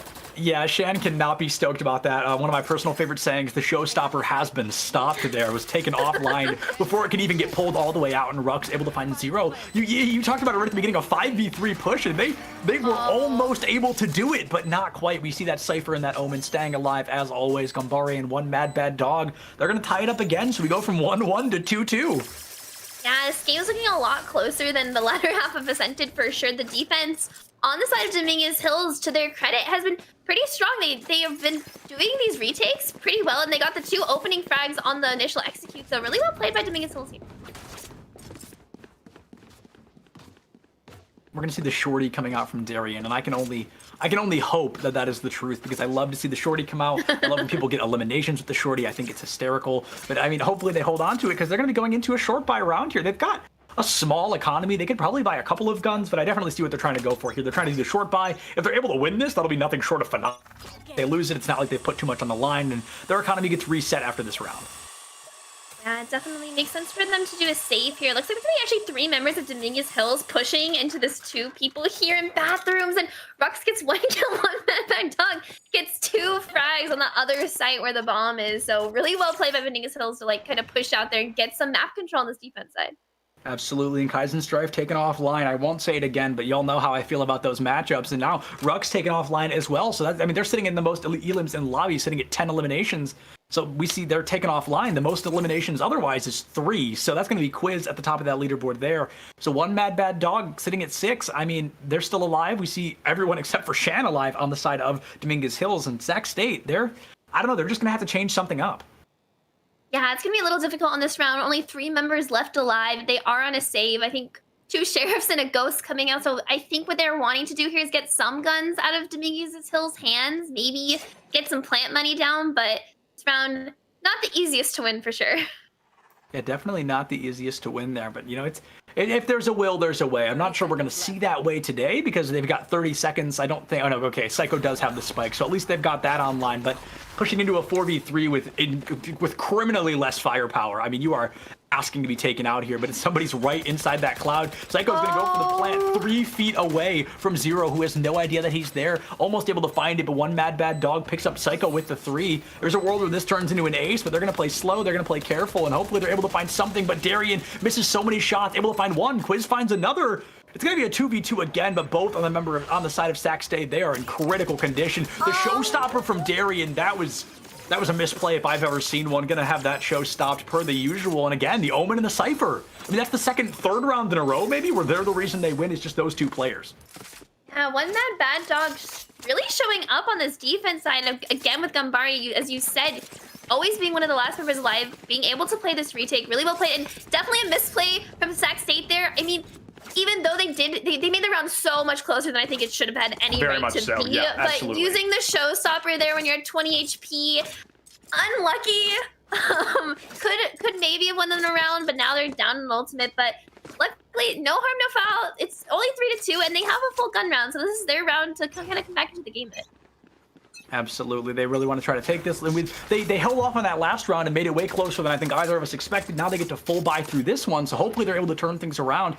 I mean, Rux is still sitting at the top of the leaderboard with 10 kills, but I think it's been 2 rounds. He hasn't been able to get a kill, so hopefully he's been able... Or no, that can't be true. But anyway, he hasn't gotten a kill in a little while here. Rux hopefully able to find some value, but right now it's all about that patience, all about that long game. 3 ultimates on both sides, and Kaizen Strife almost has that Cypher ultimate online as well. Gonna be a pretty slow kind of just information gathering, making sure no one is in hookah there. I have 4 members on the side of Sac State playing on this B side. We do have the lurk again from Kaizen Strife. Hasn't been really paying off. He's sitting at 1-5-1 currently on the leaderboard, so not as impressive as the kill tree, but now Sac State's making their way onto site, and they're gonna get the plant pretty uncontested. Yeah, Kaizen Strife able to find one, but Gambara going to be able to find Quiz as well. So the spike's going to be dropped. They are able to grab it thanks to that Omen Cloud, but now it's going to be 4-4, the Raze and the Omen taken out respectively. It's going to be the Neural Theft now coming out from Kaizen Strife, I believe. Yeah, he's going to be able to use that, get a little bit of recon on where the enemy team is. So now it's going to be a little bit harder for this defense to come through. Kaizen Strife's got to make this happen. They're even going to commit the run it back coming out from Rux, and Baby able to find Kaizen Strife, so that recon not very helpful. Rux forced out of that run it back as well. Has a curveball for the corner, but I mean, there's nobody close enough for that to impact. Gonna commit two of them into nobody. That'll be quite the choice. Darian gonna take out one Mad Bad Dog as well, so the pressure coming out higher and hotter than ever. Yeah, Sexy, I think just trying to stall a little bit of time to make sure the defenders don't have enough time to defuse. Psycho holding this U-Haul, gonna look directly into a curveball that gets that headshot. Fully blind, spraying and praying, gets the kill. So now it's gonna be a 3v1. Zero gets the first frag on his Psycho, but gotta he's running find out two of time. more. There's 2 members left alive and gonna tap the bomb, but the paint shells are gonna come out. Yeah, no, that was done. He was pincered. There was nothing he could have done there. The paint shell came out. It forced him to stay on the left side, and we just saw the Phoenix follow up from the left side, so he really had nowhere to hide and be able to take that spike out simultaneously. That was unfortunately a round where he was just outplayed. And Yeah, definitely unlucky when you get outplayed like that, especially, you know, poor Rux flashed, or sorry, Baby, I think flashed and then got totally messed up there and got headshot through the complete flash, which is really heartbreaking. Not even outplayed, usually not a good look for Zero, but you know, that happens to the best of us. And as I always say, I'm sure any of these players could take me out any day of the week. I'm just offering the analysis that I can offer. Rux getting the first kill onto one Mad Bad Dog makes this a 5v4 in favor of Sac State. So Shan does have an off angle here. He gets almost a headshot with the Spectre, but doesn't quite get anything else for his trouble. Now it's gonna be a 5v3 for Sac State. I just realized Zero's busting out that Marshall as well. We've only seen that a lot with the Marshall nerf / buff that came out recently. It costs a little bit less and does a little bit more, but it's not going to be able to get any value quite yet. Zero found one kill there, but was traded at the end of the day. And Gambare just running into Rux, or no, excuse me, running into Baby, just in the back line here, playing in that Omen Cloud, trying to keep themselves hidden. A Sheriff and a Classic up against quite a bit of firepower on the other side. Yeah, it's gonna be a really rough hero run, and Quiz Guardian headshot to Baby. The Classic left in the hands of Gambari is gonna get tagged again by the recon ball, and Rux gets a little 3K, and that's another round win going to Sac State. Yeah, another round when going to Sac State. They're able to put themselves in the lead, even if just for a moment. We've seen this happen a few times. They really like to trade these rounds back and forth. Sac State has a lead for a round, and then all of a sudden, here comes Dominguez Hills again. They take the lead back, or they tie it up, and then they really keep trading. But, I mean, this is pretty much a mirror of what we saw on Ascent. We just saw such an aggressive lead up until halftime, and then all of a sudden, Sac State was like, oh yeah, this is how you play Ascent. And then they just won, like, 8 rounds in a row, and it was just over in the blink of an eye. Yeah, Sac State, give them what you will. They're very good at adapting, and I love to see it. We haven't talked about it a lot, but Rux at the top of the scoreboard, 14-3 on this Phoenix. Absolutely devastating on this offense. Definitely picking up a little bit of the slack, but as I say that, the Hunter Fury comes out as the recon dart tags 2. Quiz follows it up, gets 1 and 2 kills going on the side of Sac State. That was a really beautifully executed play there. The Hunter's was a bold choice, to say the very least. We saw that aggression come out, and they really chose to utilize that to the best of their abilities. Able to find an elimination, not necessarily from the Hunter's Fury, but because of it, he got caught out, and they were able to find a kill off of it. Now we see 3 already, make it 4 gone on the side of Dominguez Hills. Sac State, they've got the numbers for sure. They've got the spike. It's going to be one Mad Bad Dog rushing to A. He knows that's where they're going to end up, and it's a good thing that he's right, because if he was running to A and they were moving around to B, that round would already be over. But now we see the aggression coming out slowly but surely, trying to bring the heat, and one Mad Bad Dog, you know, you've got to wonder, is he going to go for the exit frag? Is he going to go to hold on to his weapon? Or is he just going to, fingers crossed, work out well for him? Yeah, if he could take these they know he's there. It's 1v1, but yeah, the shock dart comes out, doesn't quite land. The dark cover going down a perfect time, but they are going to hear him drop, and Rux is just going to swing out, one-tap him. Yeah, sometimes, unfortunately, it really do just be like that. Rux able to take him offline, and now the very slow lead going to be coming up. It looks like we may be seeing a timeout here. Yeah, it looks like somebody may be lagging a little bit. I'm not sure that's the case. Maybe somebody just can't hold their bladder anymore. Who knows? Honestly, there's so many reasons to call the timeout, but I'm glad that we have rules instated if situations happen like this to make sure timeouts do go smoothly. I think that timeout was called on the side of Dominguez Hills. I didn't catch it in chat, and I'm not going to look back. It's not that important, but this does give us a little bit more time to analyze. We've seen Sac State doing what they did last time, just a little bit for these couple of rounds here. They've won 3 rounds in a row now, so they've really started to flip the tempo in their favor a little bit. Yeah, I'm really excited to see Sac State kind of coming on live. Sac State's Rux, their Phoenix player, 16-3. I think this is almost his third run it back, second or third run it back so far this half. Maybe his third. And he's just absolutely dominating. He's making so much space for Sac State on this offensive. And to Dominguez's Hill's credit, they've been doing a pretty good job so far at holding it back, especially on that, that pistol, the anti-pistol round where they won and they got 2 in a row after that. So Dominguez Hills isn't out of this, but I don't know. Rux is definitely feeling himself, and he's definitely online for this game. Absolutely. Yeah, like you said, Dominguez Hill's down but not out, wounded but not executed. They are definitely not out of this race quite yet. Sac State, however, Rux in particular is just... I mean, just they gave him an inch and he's run a mile. Like, it has really turned into such an aggressive lead. And last round I was talking, if Kaizen Strife wasn't here, this game would be so much different. But clearly it wouldn't, because Rux is ready to take those shoes. He's ready to take that seat as soon as it opens up. I mean, just a phenomenal job. And Kaizen Strife, I also made the comment, maybe it doesn't matter what character he's on, yada yada, but the Cypher, I mean, don't get me wrong, an attack Cypher is very hard to play. I'm not talking down to that at all. But the Cypher so far not working out as much as the Killjoy. Yeah, maybe it could be a comfort thing. It could be an agent preference thing. Cypher and Killjoy have similar play styles, but not exactly the same. Maybe Kaizen Strife is going to really find his stride on defense, but it looks like we're going to get back into this game. It's now 3-5, and Dominguez Hills is going to be on kind of a Spectre Force buy. Light shield, so not a total save, but going to be a kind of a rough round to win unless they hold some really tight angles.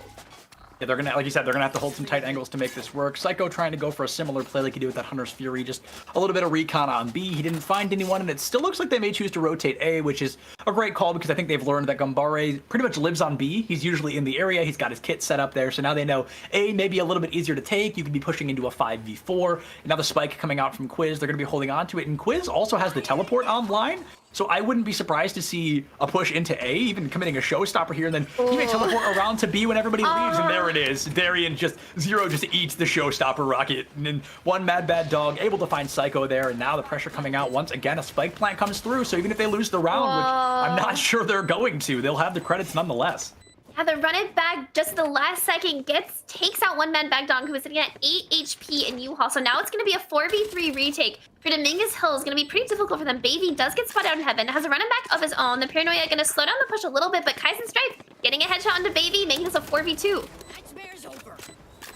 Shan gonna find Quiz as well. Darian picks up Gambare, and Darian with the 3K gonna be able to send that one home once again. They're one round away from securing a lead in halftime, which last time they were in this scenario, I think we saw, last time it was like 6-4, and then we saw Dominguez Hills win 2 rounds back to back.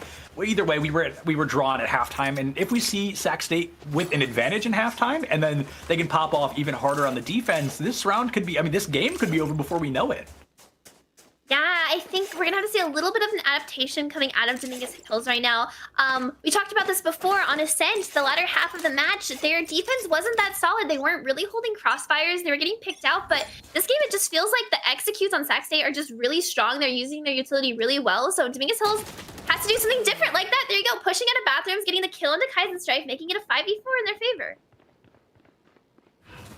5v4 in favor of Sac State, as you mentioned, and now they've got the weapons online, they've got the shields, they don't have the ultimates. However, we see ultimates on the side of Dominguez Hills, the showstopper, the run it back, and that Empress all ready to run. Bad Dog is way, I'm probably just going to start calling him Bad Dog here, going to be teleporting onto that high ground, protecting A with his life, and again, we're just seeing a lot of, I again, don't want to call it patience, but Sac State moving very slowly here, moving a little bit indecisive. They're not going to be rushing blindly into either point. And again, it looks like they're going to commit onto that A push, which is great because B is currently swarmed with the enemy team.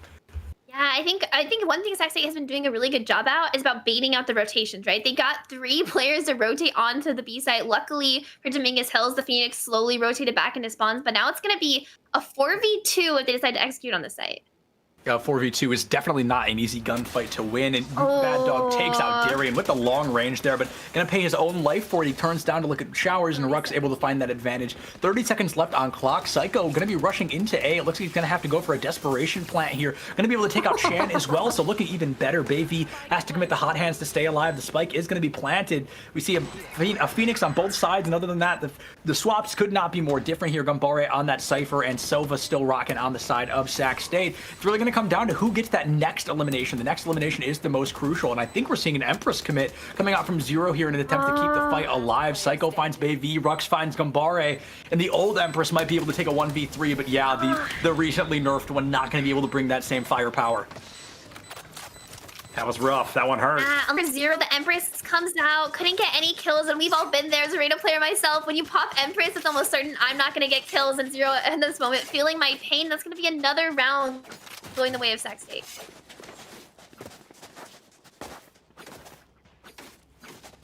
We just have to wait in patience here to find out what these teams are going to do. We're going to see the classic buys again coming out from Sac State, but another short buy coming out from Dominguez Hills. We see a Marshall, a Ghost, three Spectres, excuse me. So they are really going for a small buy here. Yeah, gonna be really rough. Their economy, they haven't been able to win a round in 5 rounds, so they really need some type of change. And Kaizen Strife with that headshot to one mad bad dog. The Neural Theft coming out, 2 members rushing him though.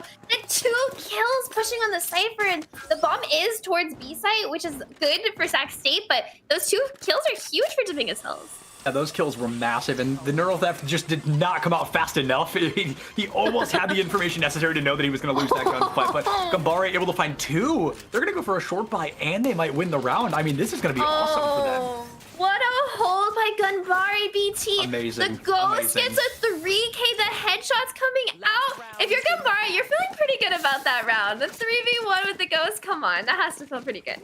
Yeah, I mean, that's definitely a clippable moment. That's a highlight reel moment if I've ever seen one. Look at maybe one for the books, one for the montage. And now we see that the last round before the swap, I think we have some ultimates online. Yeah, we've got quite a few. We've got the Hunter's Fury from Psycho. We see both teleports, the Showstopper from Shan, and the Neural Theft from Gambare. So we see the pressure coming out. I mean, I would thoroughly expect Dominguez Hills to just throw all of these ultimates out like crazy. Yeah, definitely. You want to try to get at least 5 rounds on your defense. It'll just put you in a much better position when you are attacking, and attacking and buying can be incredibly difficult if you get behind in momentum or economy. So they definitely want to get at least 1 more round on this half. Kaizen Strife, however, going to make it much harder. We saw him do this once, and they ended up losing the round, but now taking Bad Dog out of the fight, it's going to be bleak if you are looking out for Dominguez Hills here. This is that last round before halftime, and going into halftime, 8-4 is definitely great, but Darien going to blast pack right into Gambare, who uses Neural Theft, but it's going to be taken out by Rux immediately after. Zero trying to find a couple of eliminations here, going to play it slow in the cloud, try to find some value. I think we're going to see a bit of a panic push, around. It seems like they're going to use that teleporter. And I just can't get over the fact, I feel like Sac State, I feel like they're always uncertain of what they're trying to do. I think they might just be baiting out the rotates for Dominguez Hills. You see 2 of their members, and I say that Baby with the 2K gets the planter. It's now going to be a 1v3. Yeah, 1v3, and he doesn't even have the Hunter's Fury. Wow, all right. Insult to injury takes him out with the Showstopper there. That was a good turnaround. Going into halftime 7-5 is much better than going in, 8-4 or anything worse than that. So they definitely have potential to turn this around. Last time after halftime, we really saw Sac State take it and run with it. Maybe it's time for Dominguez Hills to do the very same. Yeah, Sac State's on the last map that they played, their attack side was really dominant. Getting 7 rounds is still pretty good. You always want to end the attacking side with a positive, especially only running two duelists. That means your defensive side is going to be pretty strong. But now, Dominguez Hills running triple duelists. You expect them to get some frags here to make some pretty aggressive plays. So I'm excited to see what they have and if they're going to take us to a match 3. They very well could, and I believe our 3rd map is Haven. I might be wrong on that, but I'm pretty sure our 3rd map's going to be Haven. I know it's not going to be Icebox. That much I'm sure of. Split. No, it totally is Split. I'm sorry. The last map of the first game I did today was Haven. Forgive me for that. Got a little bit mixed up in the membrane there, and now we see 5 rounds. We're 1 in favor of Sac State. All of a sudden, we see Dominguez Hills come back with 2, and as we reset into the pistol round, Dominguez Hills, this is really going to be the best opportunity for them to flip the tempo in their favor. Yeah, beautiful push coming out of Dominguez Hills, but all 3 members are going to be in garden, so this is going to be a pretty aggressive retake if 1 player pushes it out. Luckily, the boom bot's going to be there to clear it out. Going to spot at least 1. Yeah, the Bomb Buddy trying to find a little bit of value. They know somebody's in the area, but I really don't think they're expecting 3. That is so many people just be waiting in garden around the corner like that, but it looks like it's not going to pay off quite yet. Quiz going to crack the fight wide open. They're going to be taken out by Baby, so that elimination hardly matters. Bad Dog not with 1, but 2. Shan finds another. Kaizen Strife finds Baby. It's going to be a 2v1. Kaizen Strife going to be alive up against Shan and Gambare. If anyone on the side of Sac State could 2v1 with a Ghost, I do think it could be Kaizen Strife, but I just realistically don't think we're going to see that here. Down to 48 health, has to go up against a seemingly full health Raze. I don't think he had, I don't think he had the time to defuse even if he did win that. Yeah, really good round coming up for Dominguez Hills. Does lose his life though. Not that that matters too much, but you hate to see it. You hate to see it. I think had he not turned around and one or two more steps, I think he would have made it out. But it's not like he really lost anything. Yeah, definitely not too bad. We're gonna see a Spectre buy coming out on the side of Dominguez Hills, trying to capitalize on their anti-eco. So hopefully they can convert this into the next round win and get kind of back up the game.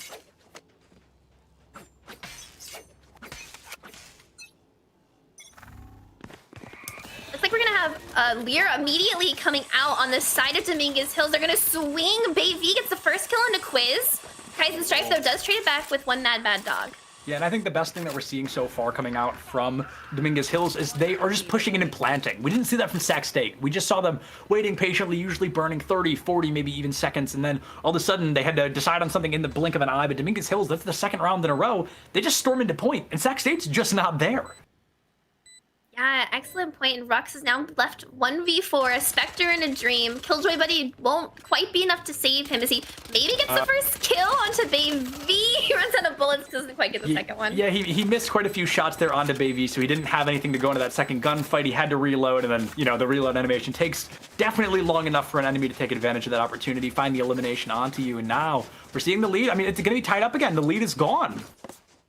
Yeah, Dominguez Hills coming back. It's going to be a full rifle round coming out of the side of Sac State, whereas Dominguez Hills is going to be on their bonus round, so they don't expect to win this. If I'm Dominguez Hills, I want to get bomb down, get guns out, and if you can get the round, more power to you, but that's all. They're not going to really lose a lot if they don't win this round, because they will have enough money to buy it. It's going to be 7-7, of course. That classic timer is going to start ticking as soon as those gates open. It has the spike, and you know, the offensive Cypher maybe working out a little bit better for them than it did Sac State. Kaizen Strife just not finding their stride this time around. Oh. Darien, however, I mean, a Phantom and a team that didn't check their corners, and Darien gets to fulfill their biggest dream, finding 3 eliminations, just cracking this, not even cracking this fight open, pretty much bringing it to an end. So we see the momentum finally going to flip back in favor of Sac State, even if just for a moment. They're able to take that lead. They have that flawless round, and a lot of them almost died, but a win is still a win. Wow, that 3K with the Stinger, absolutely beautiful, and a really good punishment of a team who just jumped onto the side without checking their corner.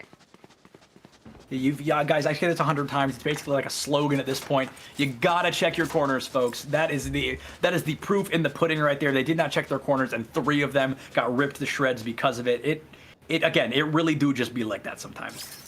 Yeah, absolutely devastating. Luckily, in the favor of Dominguez Hills, you still have weapons. They have a full gun round. Money's gonna be pretty tight though if they don't win this round. So they're really hoping to get another round win on this attacking side. But Sac State finally showing up in this defensive half. So let's see if they can capitalize on their momentum.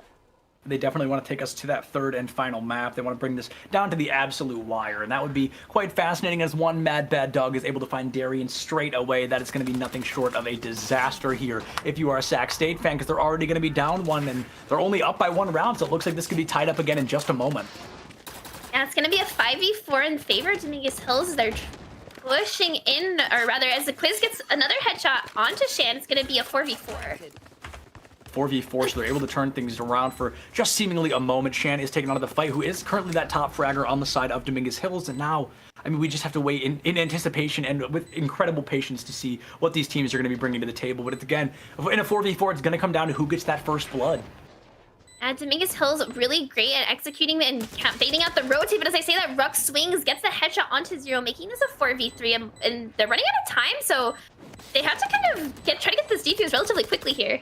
Yeah, they're going to have to go for a defuse commitment here. Gumbare able to find one. It looks like Bad Dog able to find another Psycho, and Kaizen Strife able to find some kills, but I don't think they've got the time to defuse even if they find the elimination, but it's going to be Gumbare again. The attack Cypher you'd never see coming. I'm not sure he's going to make it out of the blockade. He does make it out of the blast zone. He's going to get to live another day there, and just, I mean, Gumbare slowly climbing the ladder in second place in terms of eliminations here on his team. Yeah, Gumbare last map had some pretty good plays, but wasn't really out fragging anyone else on his team. And now we see 13 kills on this Cypher, and especially in attack, he's really showing up, getting some pretty good trips down for the lurk. And I'm really impressed to see like what Dominguez Hills is bringing on this attacking side.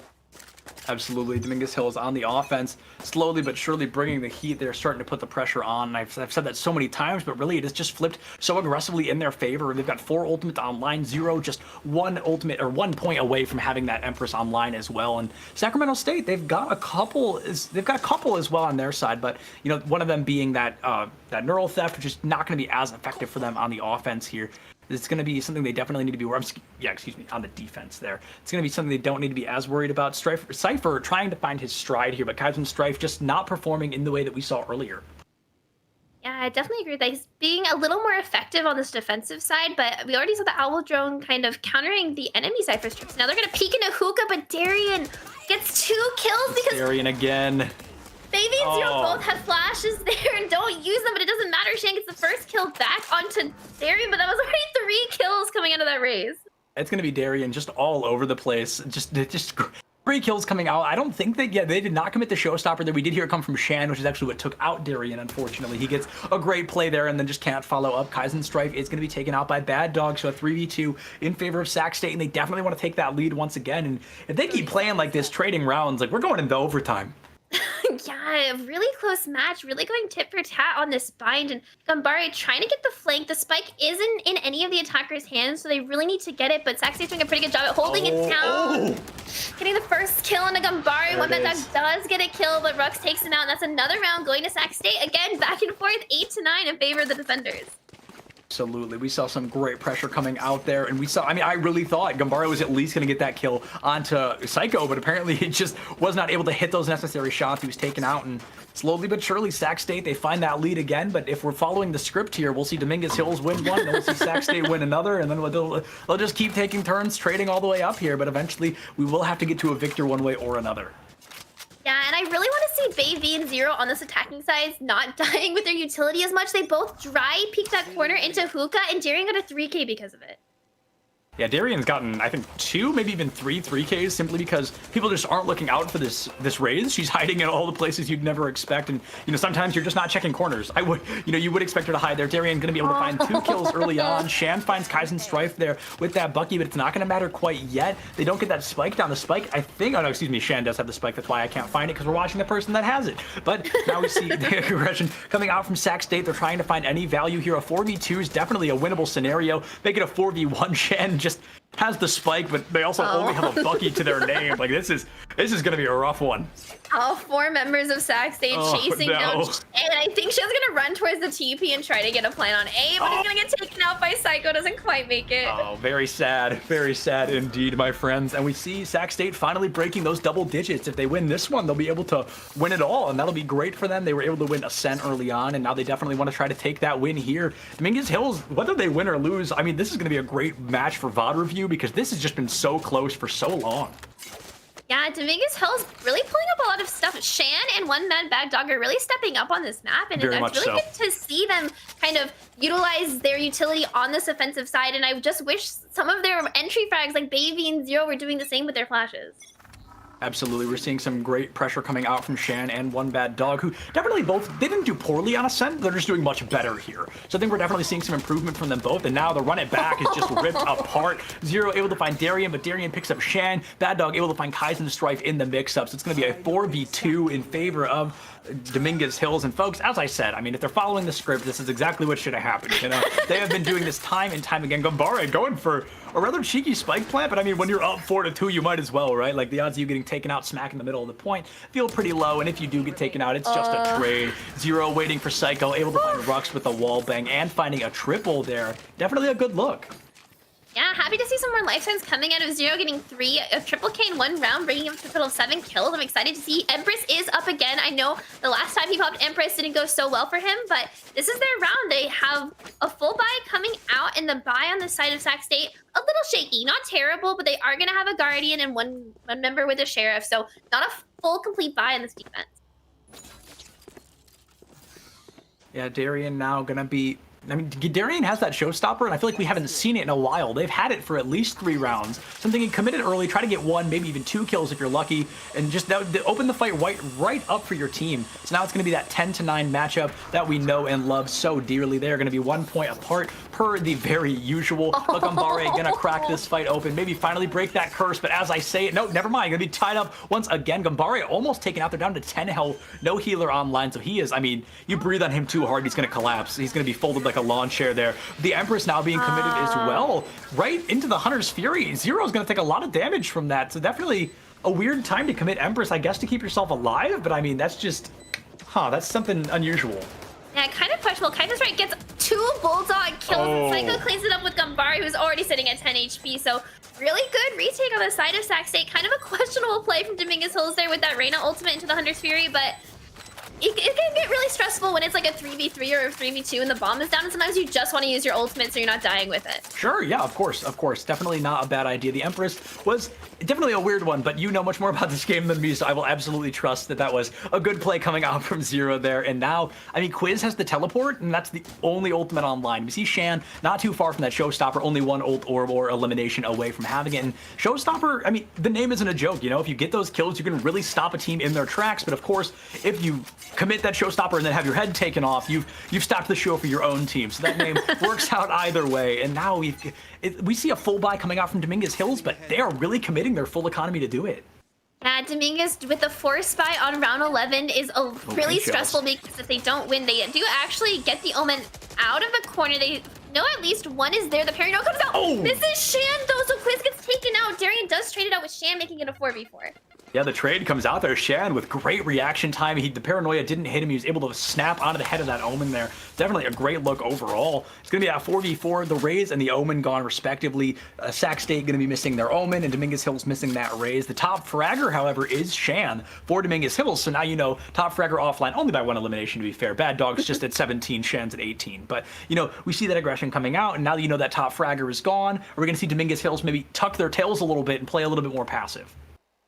Yeah, it's smart of Sac State to not over-rotate, playing 2 defenders on each side, especially with the Cypher on to A. It looks like it might not pay off for them if Bay V swings on the double defenders. Curveball coming out the counter, curveball! Oh, no way. The double curveball.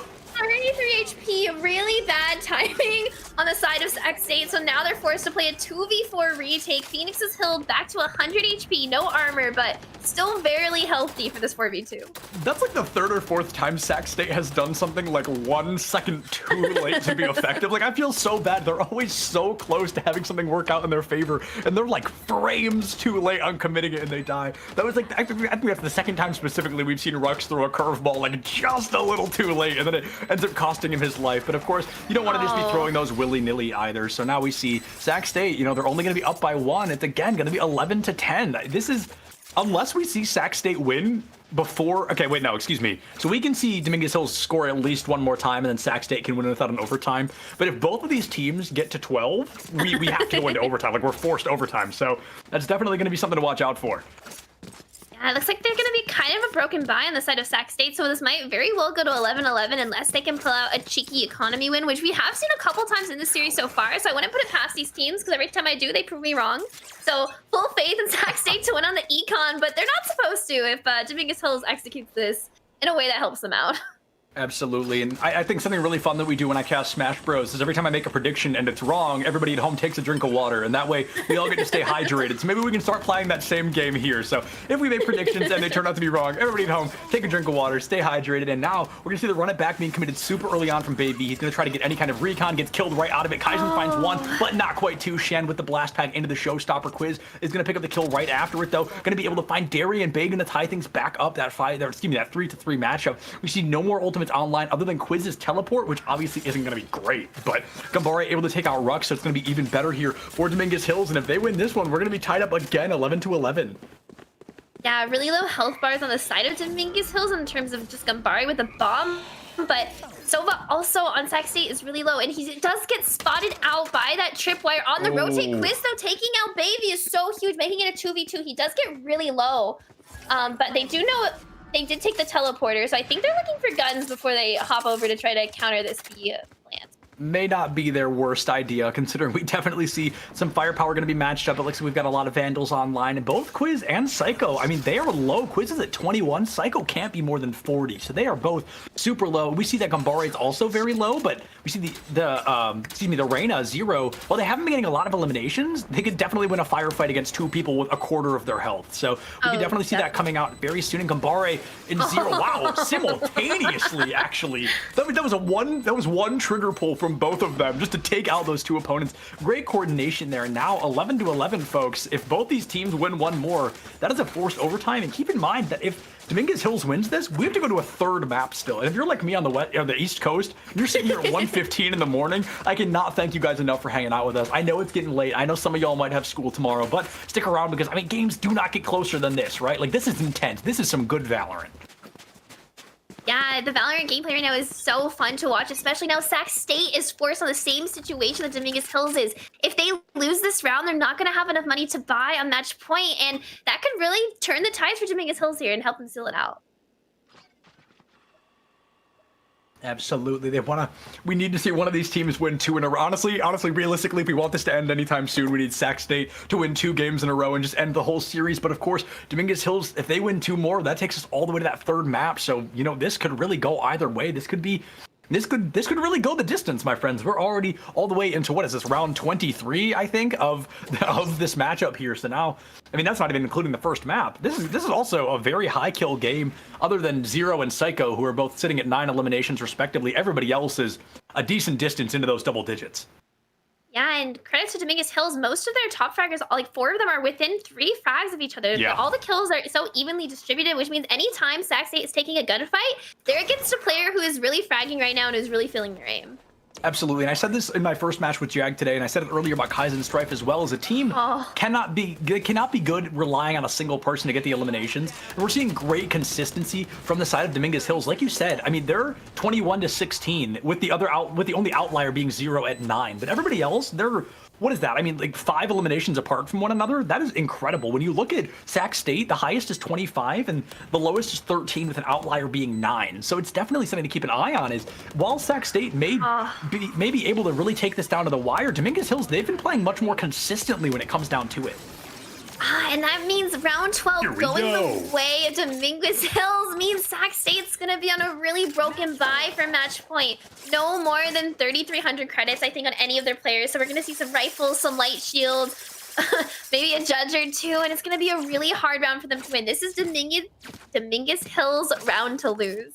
Absolutely. And folks, as much as it may pain me to say this only because it is 1:15 in the morning, as much as I love casting Valorant, it really does seem like we are going to go to a map 3. So I hope y'all are ready to ruin your sleep schedule, just like me and Alice here, because we are not going to be done until this matchup comes to a close. And like you said, we are seeing such a broken buy from Sac State. They have 300 credits left and only a couple of them.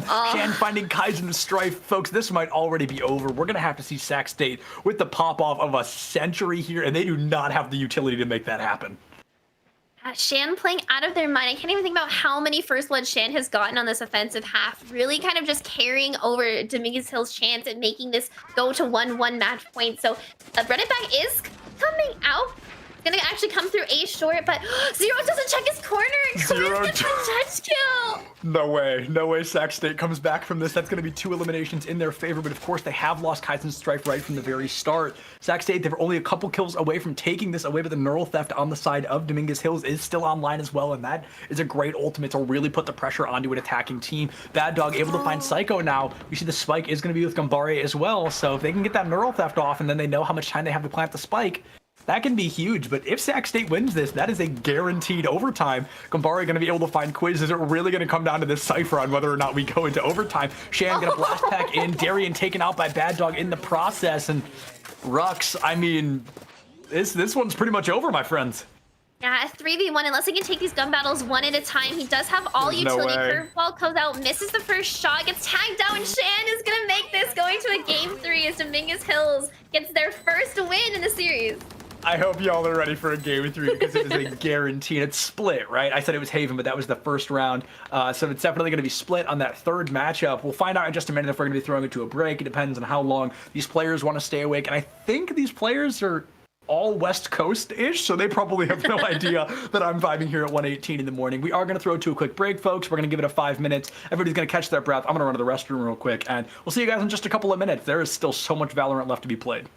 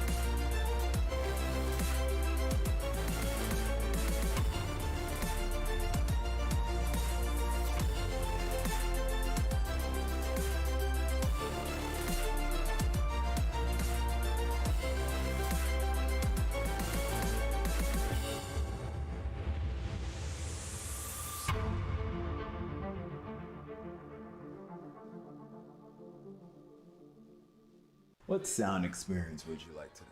I'll have the fantasy pack. Good choice. And could you make it a Cloud 2 wireless? On his way, sir.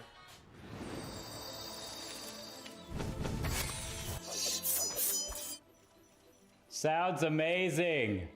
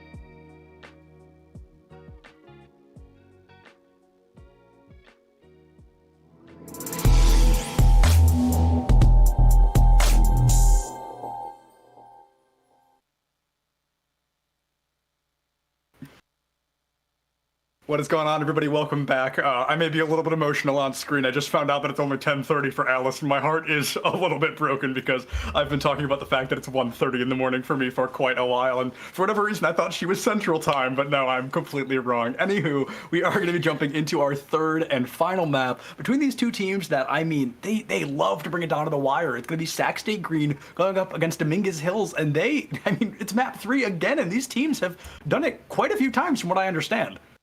Yeah, all of these games so far that we've seen tonight have gone back and forth, and I am so excited to see a split map choice. I feel like it's been so long since I've gotten to see, let alone cast a split game, so I'm so excited to see these teams try to battle it out for match 3. Absolutely, and like you said, split. That's super exciting because I feel like we don't see this very often. We definitely see it more than Icebox because I hate Icebox. I'm glad nobody picks it, but I'm glad to see it coming into this matchup here, and I like it because it also encourages Sage a lot. We see a lot of great walls coming out, and just Sage in general. You don't see her super often, and as of late, I've seen some teams going for like a Sage Skye combo strategy kind of thing, which I really appreciate. So I'm glad to see that coming out. I hope we see it again because I like Skye a lot. I feel like we haven't seen her very much, and I feel she's got a lot more utility than Yoru. As cool as he is, he's not, I don't think, particularly viable. So do you think there's anything that we can really expect? Like I mentioned that Sage already. Is there anything else you think that is kind of a given here on Split? Well, most teams tend to opt out for the Sova pick on Split for a variety of reasons. So hopefully, like you were saying before, I would love to see a Skye kind of sub in for that kind of like niche breach Sova pick rate. I love seeing Skye come out. I would love to see a Sage pick. Probably going to see more Omens, not a lot of Brimstones, but I could be proven wrong. Brimstone does have the Orbital Strike can really make or break a round. I personally think Omen is still the better controller, so I'd love to see more Omen. And I want to see, as sad as it is, I want to see Kaizen Strife back on. Not that his Cypher is the worst thing in the world, but I think Kaizen Strife's Killjoy looked so clean map 1, and I want to see him back on it for map 3. Absolutely. Killjoy, I mean, you don't drop 29 kills in a game on accident. That's definitely some great coordination there. And maybe Ascent is just like a comfort map. Sometimes we've seen teams just absolutely pop off through the roof on Ascent, and then the other maps, they just get stomped. So maybe it's just a map they know super well or they're comfortable with. But again, it could be that Killjoy instead of that Cypher that made a huge difference at the end of the day. She's got more mobility. Her kit is a lot more offensive, which Cypher is all about that defense. And maybe we just need to see him coming out a little bit more offensive. Maybe the defense really wasn't his cup of tea. Yeah, and I expect we also probably are going to see a couple of Raze picks coming out. Shan and Darian both look really strong on the Raze, and Raze excels on a map like Split. So love to see a Raze come out. I would see someone hovering a Sage. Maybe Septilence will get what he wants, even though he has to stay up super late all the way to the future where he is. She's worth it. I love it. I love seeing Sage gameplay, and I see Zero hovering over Skye on the opposite side as well. So to see those healers come out, I personally think that they bring a whole different aspect to the game. Normally, we've seen a lot of comps recently because Sage used to really be a meta pick, but recently she's been pushed to the wayside, and we've seen a lot more aggression coming out from teams. But I think seeing her bring it out to the game in Skye as well, just healing in the game in general, really brings a lot new. It offers people to get more aggressive, or maybe they play corners a little bit angrier, a little bit faster because they know somebody's there to even res them if they go down. So it's almost like a run it back for anybody on your team kind of thing. And now it looks like we're going to be seeing Sac State. They've already locked in that Raze, like you said, and surprisingly enough, Quiz is on that Brimstone. So that's a choice. Yeah, Brimstone, his smokes did get buffed, so you can use it to do really solid executes. He gets 3 smokes, he can cast them instantly, and they last 20 seconds. So taking a site might be a little easier for them on the defense, but their defense, they did actually lock in the Sage, so their defense is going to be pretty solid coming out of Sac State. On the side of Dominguez Hills, we're going to see the Reyna Raze combo again, and again, we're going to see the Skye. So I'm super excited to see how this map's going to shake out. Yeah, I'm stoked. I can't say it enough. Skye and Sage, stoked to see that. Gambare, however, off that Cypher onto Killjoy, and Kaizen Strife gonna be sticking to that Cypher. So that is, I mean, that's gonna be something to watch out for. Watching their performance individually and then kind of analyzing on how it looks against that performance on Ascent, like that could be the make or break here for Sac State. I'm looking forward to see if maybe you were right. Maybe Kaizen Strife just isn't super comfortable on Vine. Maybe he's gonna be showing up a little bit more on Split. But I really want to see a Sentinel almost drop 30. That just does something in my heart for all of those duelists who insta-lock duelists. I just want to see, I want to see it on a Sentinel, and I really want to see Kaizen Strife pop up. And not to discredit Gunbari, he's been playing exceptionally well. He's had several clutches, a lot of useful information he's gathering. So I think that we're all almost ready to go into this third map. 10 seconds to go. I'm excited to see how this shakes out. Yeah, and if I start yawning, nobody gets to bully me. This is a lot. I've been here for a long time. I'm getting quite tired, so y'all are gonna have to bear with me on that. But hey, I love doing this. That's why I do what I do. I love being here, and I love getting to cast, and it's just my favorite thing. But anyway, enough about me. Let's get back into the game here. Sage gonna go for that early wall. We see Darian putting up a wall that I think is very expected. It blocks off that mid. Now you get free access to vent here and ropes in general. Quid's gonna be able to find Shan. The A point seems to be the hot place to be. Kaizen Strife able to pick up Bad Dog, and while the spike does get planted, you're already down 5-3. That's a rough start to say the least. Really good holes coming out of the side of Sac State. The bomb is already down, so it's going to be a 5v3 retake. Quiz gets another kill in the whip from Baby on the Reyna. Makes this a 5v1-0. The last member left alive does get taken out. That's a 3K coming out of the Brimstone. Yeah, Brimstone, you don't see Brimstone top frags very often, but I mean, hey, Quiz getting that damage. And also something to notice that I didn't get to talk about enough is Baby is now on that Reyna instead of that Phoenix. And they did a great job on the Phoenix, but now we have to wonder, is playing that recently nerfed character going to drastically impact your gameplay? There's just a lot of variables here for both teams. Pretty much Baby on the Reyna, and then we also see Kaizen Strife on the Cypher. Those are two really big changes from what we were used to in that first map. So now we've got to wonder, you know, are either of these teams going to pay the price due to those swaps? Yeah, and Rux is going to be rocking Raze instead of Phoenix, and he was so dominant last match on that Phoenix, so a lot of agent shakeups. The first round does go to Sacramento State's way. Split as a map is pretty defensive-sided, even though they tried to change it to make it a little more friendly for attacking side. You do expect Sacramento State to have the advantage in this half. Absolutely. Sac State, they definitely want to have the advantage. Like you said, they've got Cypher on defense. That's exactly what you want to be looking for. But now you've got to hope, you know, fingers crossed that they're going to be able to utilize it a little bit better than they were able to on Bind. Moving into Split, we see they've already been a little bit better, and Ruck's going to be taken out by Shan there with a great flash coming through from Zero. That's what Sky's K is all about, is those flashes and really putting up that aggression. The wall coming out from Darien is not really going to do much other than stall for just a moment, because they're going to shoot right through it. The Bomb Buddy now going to be coming through, going to put a little bit of pressure onto Darien, and then they're going to give up on B. They're going to make a bunch of noise. They're going to rotate around, and I mean, are they going to rotate all the way to A? Yeah, it looks like it. And interesting to note, Dominguez Hills, even though they lost the first round, they did gamble, and Shan bought a Stinger. So Shan is at 300 credits left, bought a Stinger, and it totally pays off. Gets 2 of those opening kills, and now they're going to make their way onto this A site.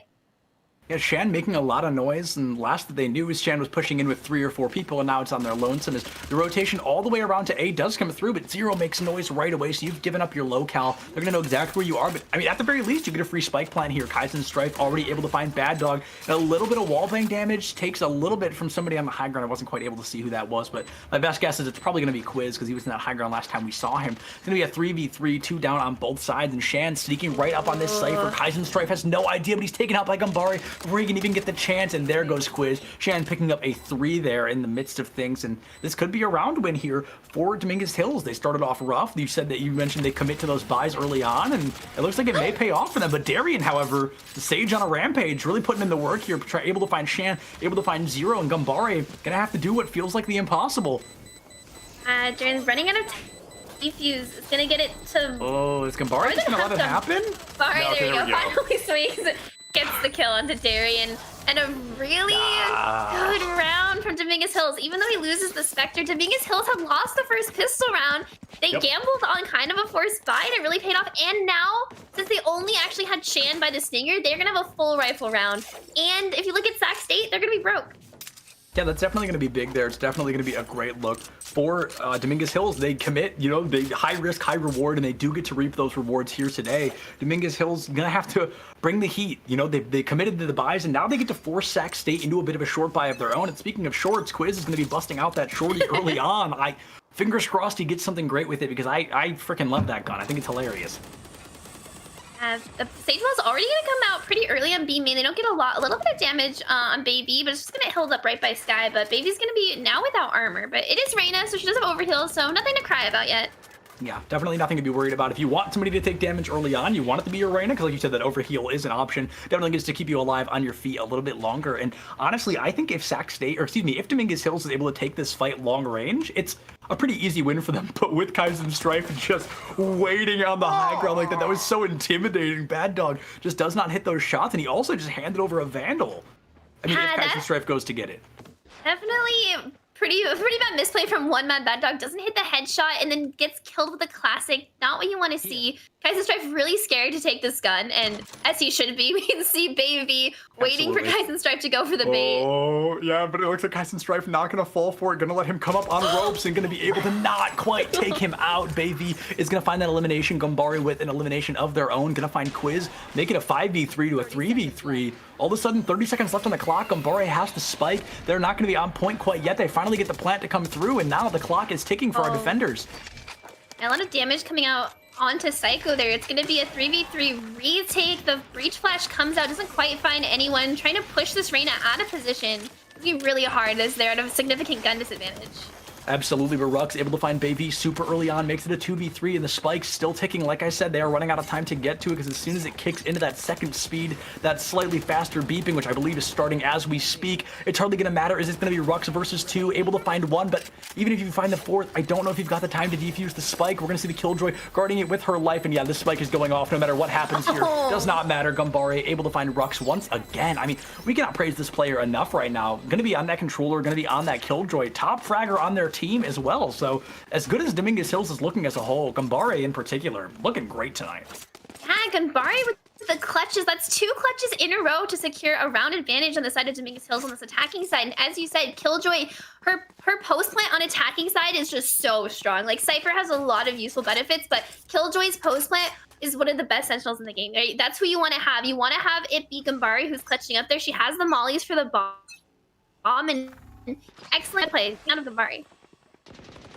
Absolutely, and now we get to see a full buy from both sides, and it's really going to impact everybody. Nobody really has a credits advantage or credits lead, so to speak. Shan's got about 2,200, and everybody else, if they're not sitting at 0, they're sitting at a maximum of 600 credits. So right now, these full buys really bringing it down to the wire for these two teams. Everybody's going to want to win this round.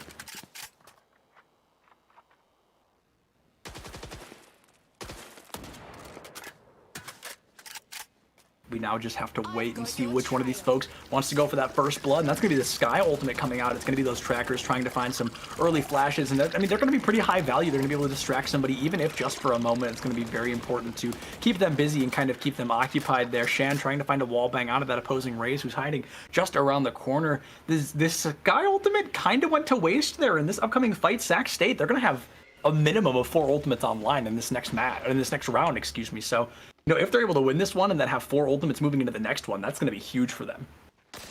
One Back Dog getting a lot of space onto the speed heaven, but Baby gets taken out by Kaizen Strife with 2 kills coming out. The Neural Theft also going to be coming out, making it a 5v3. It's going to be a really hard to execute. On the side of Dominguez Hills as another member falls. It is a 4v2 now, so not impossible, but going to be really hard for Dominguez Hills. Yeah, Bad Dog and Gumbare, if you expect anybody to do it, it's going to be these two. Bad Dog with great reaction time, able to find Psycho, turns a 2v4 into a 3v2, but Rux with a great headshot just takes him out of the fight straight away, and it's going to come down to Gumbare. They do have the spike, they also have a dream, and they're trying to plant on B. That's where everybody is. Rux does check their corner, and we see Gumbare pay the price of their life. That's going to be another round win in favor of our defenders, excuse me, and now it's going to be tied up all over again. Yeah, Sacramento State showing some more life signs, getting back 2-2. Nothing to be sad about. And their econ is still a little rough, even though they won the round. 2 of their members can't actually get a full buy. Might have to get a drop, but the econ on the side of Dominguez Hills is not looking great either. Be interesting to see what they buy. It looks like some of the members, I think Shan might be, yeah, okay, never mind. I should stop talking before they figure out their buy. Looks like we're gonna go for some SMGs and some pistols on the side of Dominguez Hills. Yeah, gonna go for a low buy on the side of Dominguez Hills, which does not necessarily give the round to Sac State, because of course anything can happen. We've seen that quite a few times tonight, but of course they get the advantage in terms of that firefight and that fire rate, because we do see a Spectre and a Frenzy, so Bad Dog and Shan definitely can bring the heat, but overall they're not gonna be firing nearly as fast as these Vandals and these Spectres are gonna be. We hear the Showstopper coming out from Shan. They're able to find Quiz. That's gonna be huge, and just, it is a bloodbath, my friend. Kaizen Strife able to pick up 2, but gonna be taken out by Baby with that Ghost. A 2v2, I mean a 5v5 turns into a 2v2 in nearly 30 seconds. Yeah, the bomb about to go down on the side of Dominguez Hills, but Rux gets the headshot onto Baby. The Showstopper is coming out though on the side of Sacramento State, and they finally take out one man Bad Dog, and that's gonna be another round going to Sacramento. That Showstopper, I gotta be honest, that felt pretty unnecessary. That was just insult to injury. He was already wounded. He was already the last man alive. But I guess with the amount of clutches that we've seen from Dominguez Hills today, I mean, you can't take those chances. You just gotta commit. You gotta make sure he goes down. And Rux was willing to do that. Yeah, I honestly kind of like that choice of Rux to use the ultimate there. I feel like there's so many Razes who try to save their Showstopper for some really big highlight play, end up missing it or dying with it, as we've seen several times in this series. So not the worst way that Rux could have used that for sure. Yeah, it was definitely nice of Rux to take him out into that alley, take him out behind the shed before putting him at rest there in the end of that round. But now that Showstopper will be gone. Shan honestly doesn't have one either. I think they committed it and killed, they killed the Quiz very early on in that same round. So both Showstoppers were used in that round there, and now they're both not going to be back for a while. Rux, of course, going to be able to tie it up by grabbing that old orb thanks to the bomb buddy, and now just going to slowly but surely be making its way down the alley. One Bad Dog definitely being incredibly patient there, not giving away his positioning. The Empress coming out of Oh, but it Baby doesn't matter. Flash turns the corner into a headshot by Quiz. It's going to be a 5v3 in favor of Sac State as Kaizen Strike makes it even worse with 2 kills of its own, and the bomb is down, and Zero, the last member left alive. Oh, they're able to grab the spike, but I'm not sure they're getting out of there with their life. Just barely able to make it out. Going to commit the flash super early on. And they're actually going to hit 3, I believe, but Darien able to hit that final shot onto Zero. Hey, at least Zero's name is the same number of people left alive on the side of the Dominguez Hills, right? It's going to be 4-2 in favor of Sac State. And honestly, I don't like to give a victory to one specific player for their performance, unless it's an ace, of course. But Kaizen Strife, I mean, they're back. Yeah, he's back. He's awake. I don't know if he like drank some G Fuel or something during the break, but I mean he's bringing the heat like crazy. He is back and ready to fight. Kaizen Strife, most eliminations in lobby only by 2, but over double what anybody else on the side of Dominguez Hills has. Kaizen Strife rocking at 10 right now. The most coming out from DH is going to be 4. Yeah, Dominguez Hills struggling quite a bit so far on their offensive side. They only need to win about 3 more rounds to feel pretty good about this, but Kaizen Strife playing an off angle, he isn't going to actually get Skype Flash, and so he does get headshot though by the Spectre, so Baby takes out the raid boss onto that site. So now it's going to be a 4v2 as Psycho gets 2 kills of his own. Takes out the raid boss. I like that. That was good. I'm gonna put that in my mental notebook for later. That's a good one. Darien and Rux and Quiz gonna be going up against Gambare and one bad dog, and he is definitely not giving the performance that we expected coming out on that last map. Doing a little bit more consistent on bind, but he's able to grab the spike. He's still got 62 seconds left online, so there's a world where he's able to rotate all the way around to B. I mean, maybe even commit your teleport here. Like just go for the spike plant, because if you teleport to B, I mean, not that he knows nobody's on it, but if he can get recon of where the 3 remaining members are of the opposing team, I think realistically teleporting to B isn't your worst option. Yeah, I think they're going to play really slow onto this A take in the hopes that Sacramento rotates out, but I'm not sure if they're going to bite onto the bait. Oh, Gambare gives away their own locale. That could be a disaster. Was not able to confirm that kill onto Quiz either.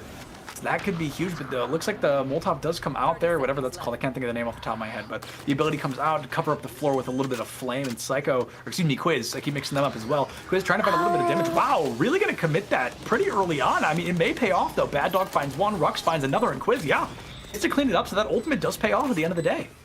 Valiant attempt by Dominguez Hills there to get that win. It was a 2v4. They did take 2 members down with him, but the orbital strike makes that plant very impossible to get, and that's going to be another round going the way of Sacramento State.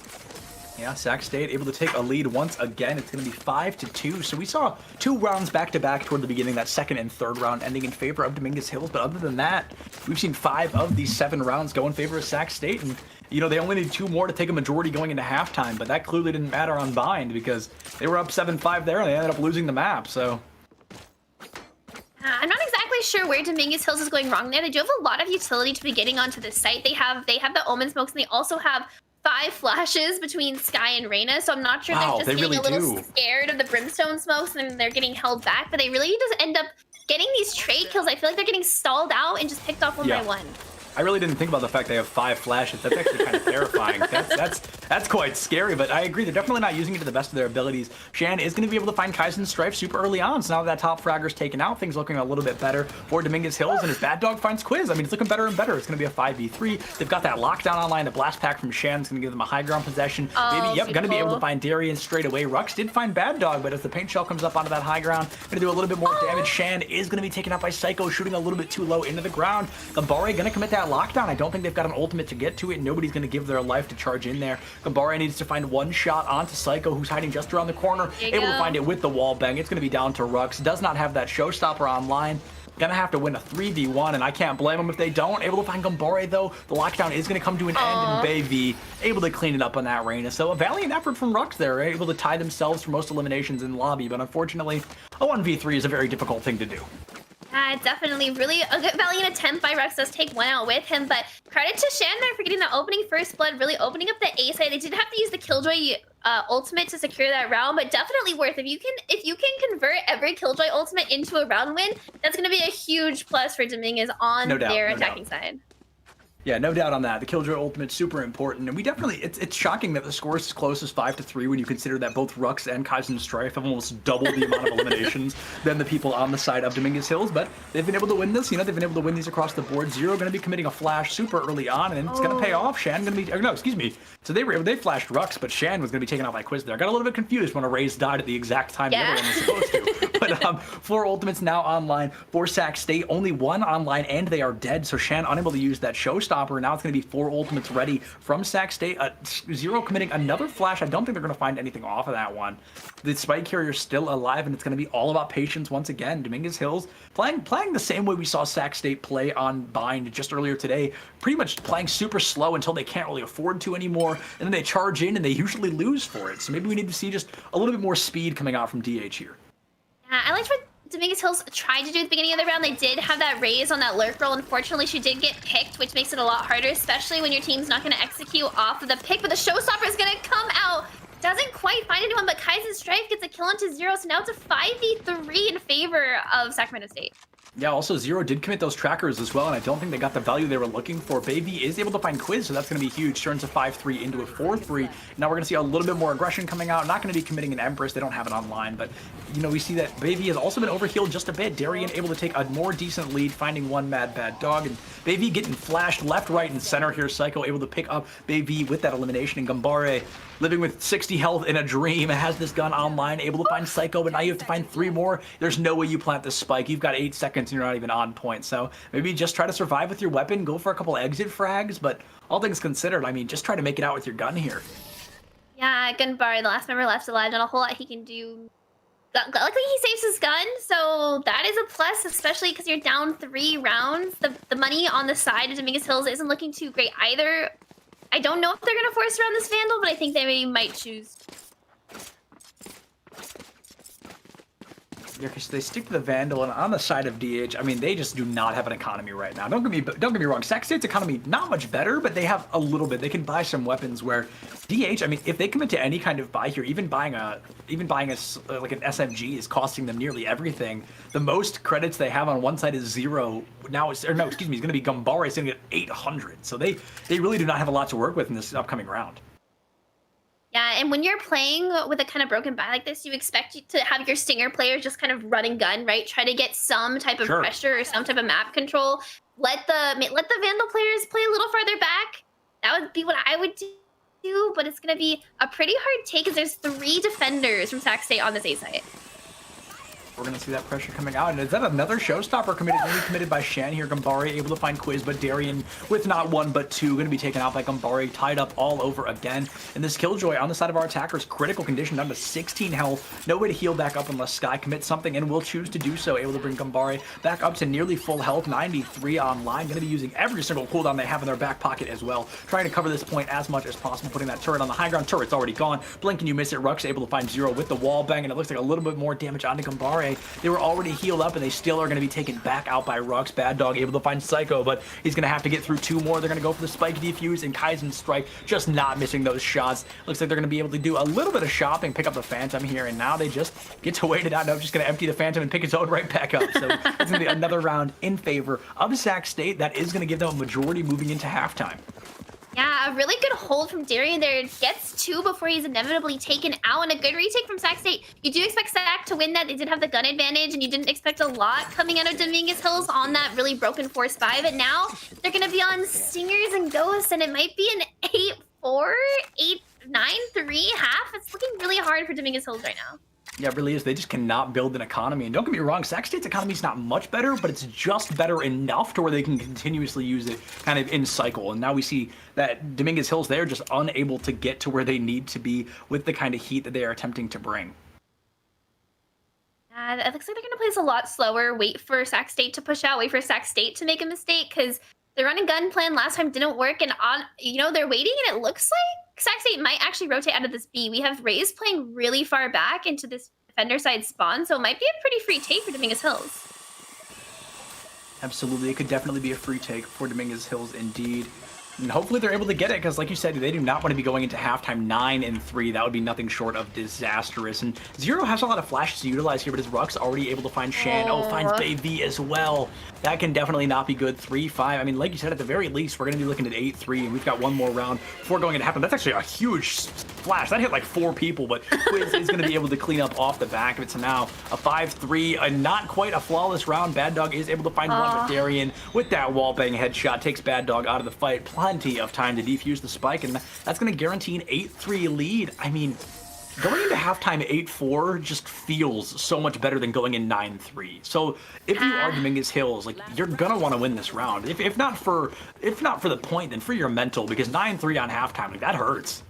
Especially after taking already one map off of Sac State. You know, you're so close to getting this week win. You really want it. And going into a half 9-3 can feel so demoralizing. So Dominguez Hills, I liked what they tried to do last time. They played it really slow. They didn't show anywhere, and they did kind of beta rotate out of Sac State, but you're just kind of outgunned. They got the plan money, but not much else, and they're going to have to change something out if they want to get another round in this half. Yeah, no doubt. And if you are an East Coaster like myself, I know you'll see this in 3 minutes, but happy 2 a.m., everybody. I hope you're having a great night. And if you're not, you know what? Have a better one. You're watching us. You're watching some great Valorant here at NECC Esports, and you are watching, I mean, all the way to a map 3. Now, this has been a little bit of a shutout so far, but bear with us, because as far as we know, it could be over relatively soon.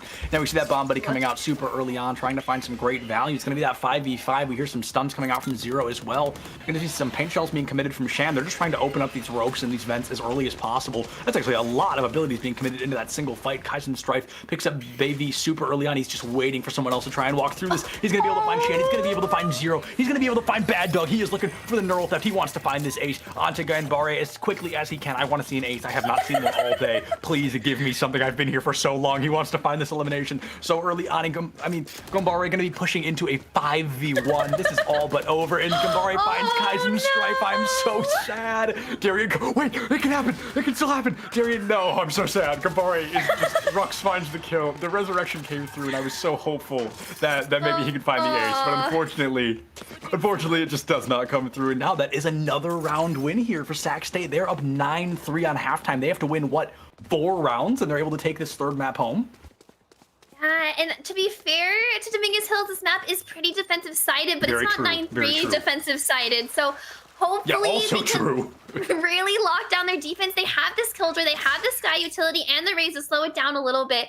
But, you know, if you're Sac State, you're feeling pretty good, especially if you're Kaizen Strife coming back from the last game where you didn't perform that well, going 18-8 on Cypher in the first half. That's pretty cracked. That's honestly pretty cracked. I mean, the only thing that could be better is probably that 8. Of course, you don't want to be losing at that. And just, I want to get my calculator really fast. I'm curious, out of how many eliminations has Kaizen gotten 18? I'll be right back with that information. I'm so excited. Sepulence with his map, keeping us entertained. This is a really slow push coming out of Sac State, trying to get a lot of mid control. Dominguez has actually given up a lot of this mid pressure, playing really far back, both in ropes and into B-Heaven. What's the numbers?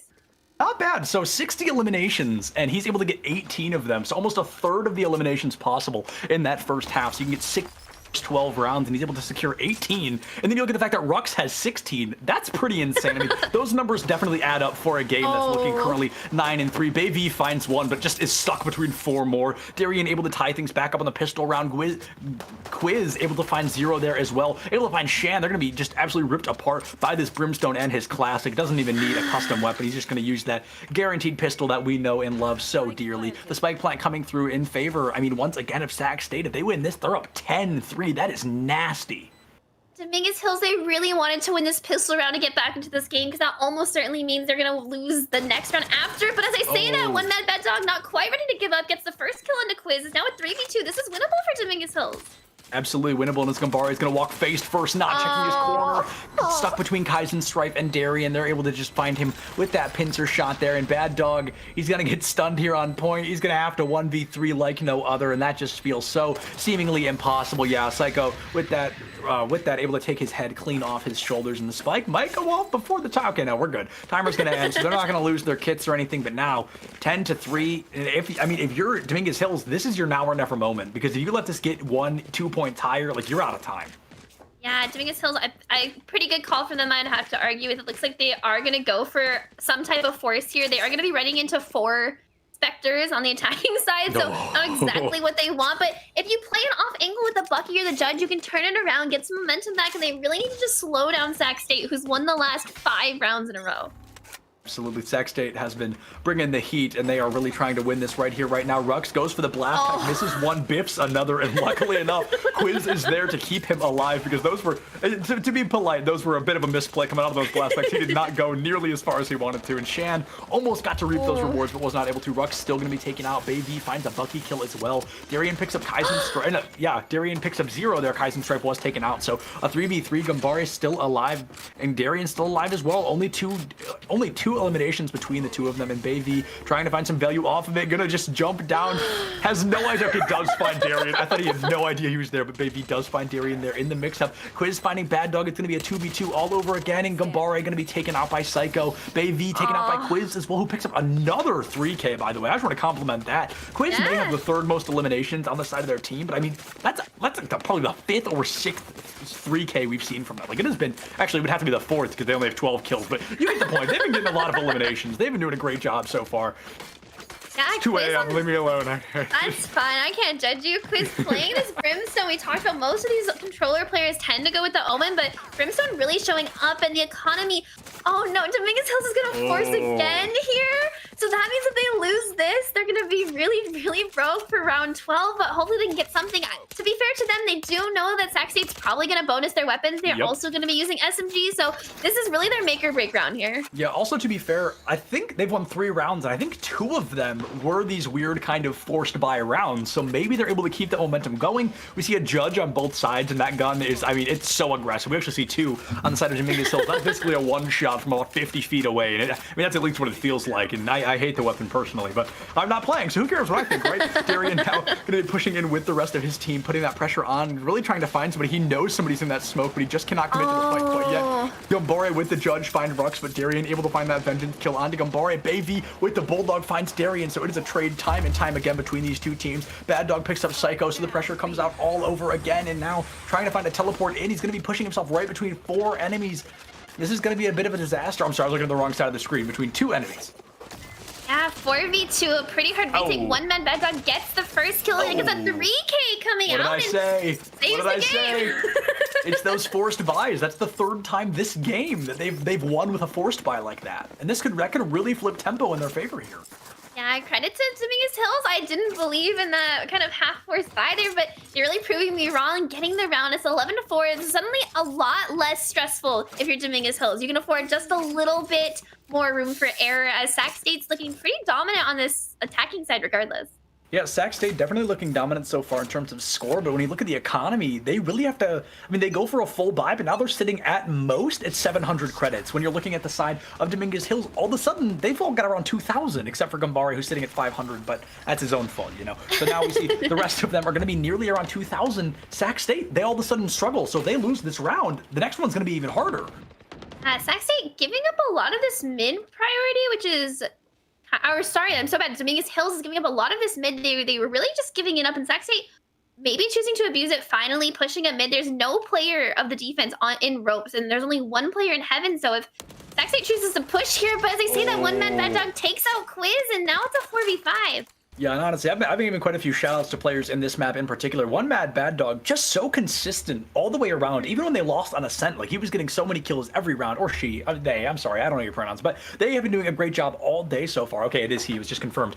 He has just been doing phenomenal. He's never, I don't think he's ever been in that top fragger position, but he's been 2 or 3. He's always been in those top 3 of 5 on the team, and honestly, just phenomenal gameplay all the way around, just consistently today. I cannot commend that enough. And that's what you love to see out of your controllers. As Sac State's pushing up into this heaven, gets 1 kill. Kaizen Stripe on the lurk, gets another. It's now going to be a 3v3. Make that a judge. Double judge kill by Shan, a 2v2.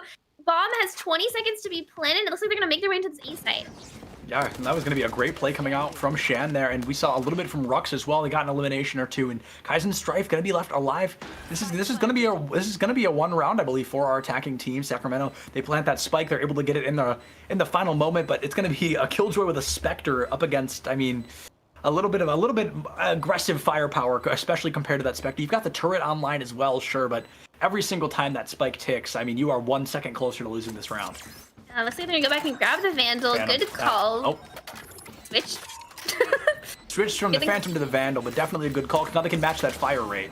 That's Ooh, huge. Beautiful That is huge. headshot by Kaizen Stripe, and Rux is gonna be a little late, but it is planted for Rux. It's planted for Heaven. Rux should be able to get this. He is low HP. Nice. A beautiful headshot by Rux. Nice, great coordination. Like you said, the spike was set up perfectly so somebody could be in Heaven to take them out. And now, all of a sudden, we see a one-round comeback from Dominguez Hills, but all of a sudden, Sacramento, they're on game point. They're on series point. Yeah, this is the moment for Sate to fully clench up and make their 3 map wins. But if not, to be fair, Dominguez Hills, their buy isn't totally broken, right? They have a lot of firepower there. They just have to hold their sight. Split is a defensive side of that. They just need to play crossfires and kind of slow down Sac State, because Sac State has to be really feeling themselves right now, and you just need to shut them down. Absolutely, you've just got to shut them down and win 9 rounds in a row. I mean, come on, guys, that's not that hard. Ruck's gonna go with the blast pack. Just win, forehead. Oh, that's actually huge. Though. Gets a lot of damage and no eliminations, but gets half damage on both of them. Unfortunately, it's not gonna be enough. If somebody was there to follow up with just like some wall bang or some kind of projectile, I think that could have been a huge play, even if they didn't get the kills. But unfortunately, there was no follow up yet. Darian walks right into Bad Dog's sights, and Bad Dog gonna take a little bit of damage himself, but just barely gonna be able to make it out of that Brimstone ultimate. We hear the Neural Theft coming out from Kaizen Stripe as well. So if you're Bad Dog or Gambare, yeah, Bad Dog gonna be taken out. It's gonna come down to this Killjoy all over again. That lockdown not online. That, my friends, after a very long night, is going to secure a 2-round win for Sacramento State. They are going to be able to win. It's Sacramento State green team, I should specify. We know that we've got a couple of teams rolling around in here, but they secured that victory. And I mean, could not commend Dominguez Hills more. That last matchup, not nearly as close, but they won the second map, and the first one went down to the absolute wire. So a great job to both teams. Yeah, both teams played out of their minds. Especially, it's really hard if you're going to a 3-game series and the last game went 25 rounds, 13 plus 11. I don't know how to do math. 24 rounds. 24. And then going into a map 3, and it's like, Dominguez Hills, they tried their best. They really showed up. They fell apart a little short on their attacking side on split, which is to be expected, and they couldn't just pick it back up. Absolutely. And folks, luckily enough, we are not going to be having that interview tonight because it is, 2 o'clock in the morning here for us on the East Coast. And those of you on the West Coast, whatever, I don't know. I don't care. I'm jealous, but it is what it is. It's going to be 2 a.m. for us here. So we are going to be throwing it to a relatively quick cutout. So thank you so much, everybody, for joining us. It was a very intense series. I'm glad you guys got to hang out with Alice and I. And thank you, Caleb, for being our producer. As always, thank you, Alice, here for joining me. And of course, thank you, everybody, for watching at home. We could not do what we do without you guys. Remember, drink some water, check your posture, and don't forget to love each other. We'll see you guys next week.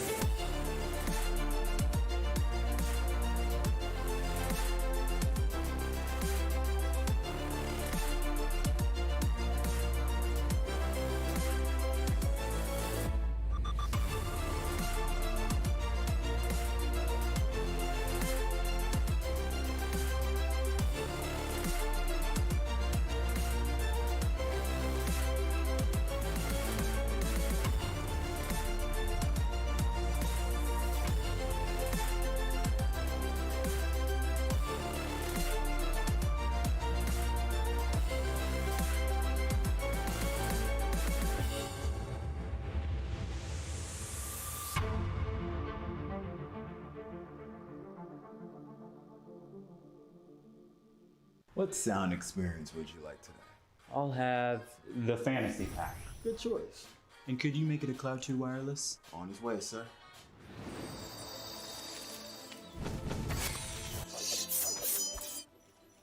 Sounds amazing.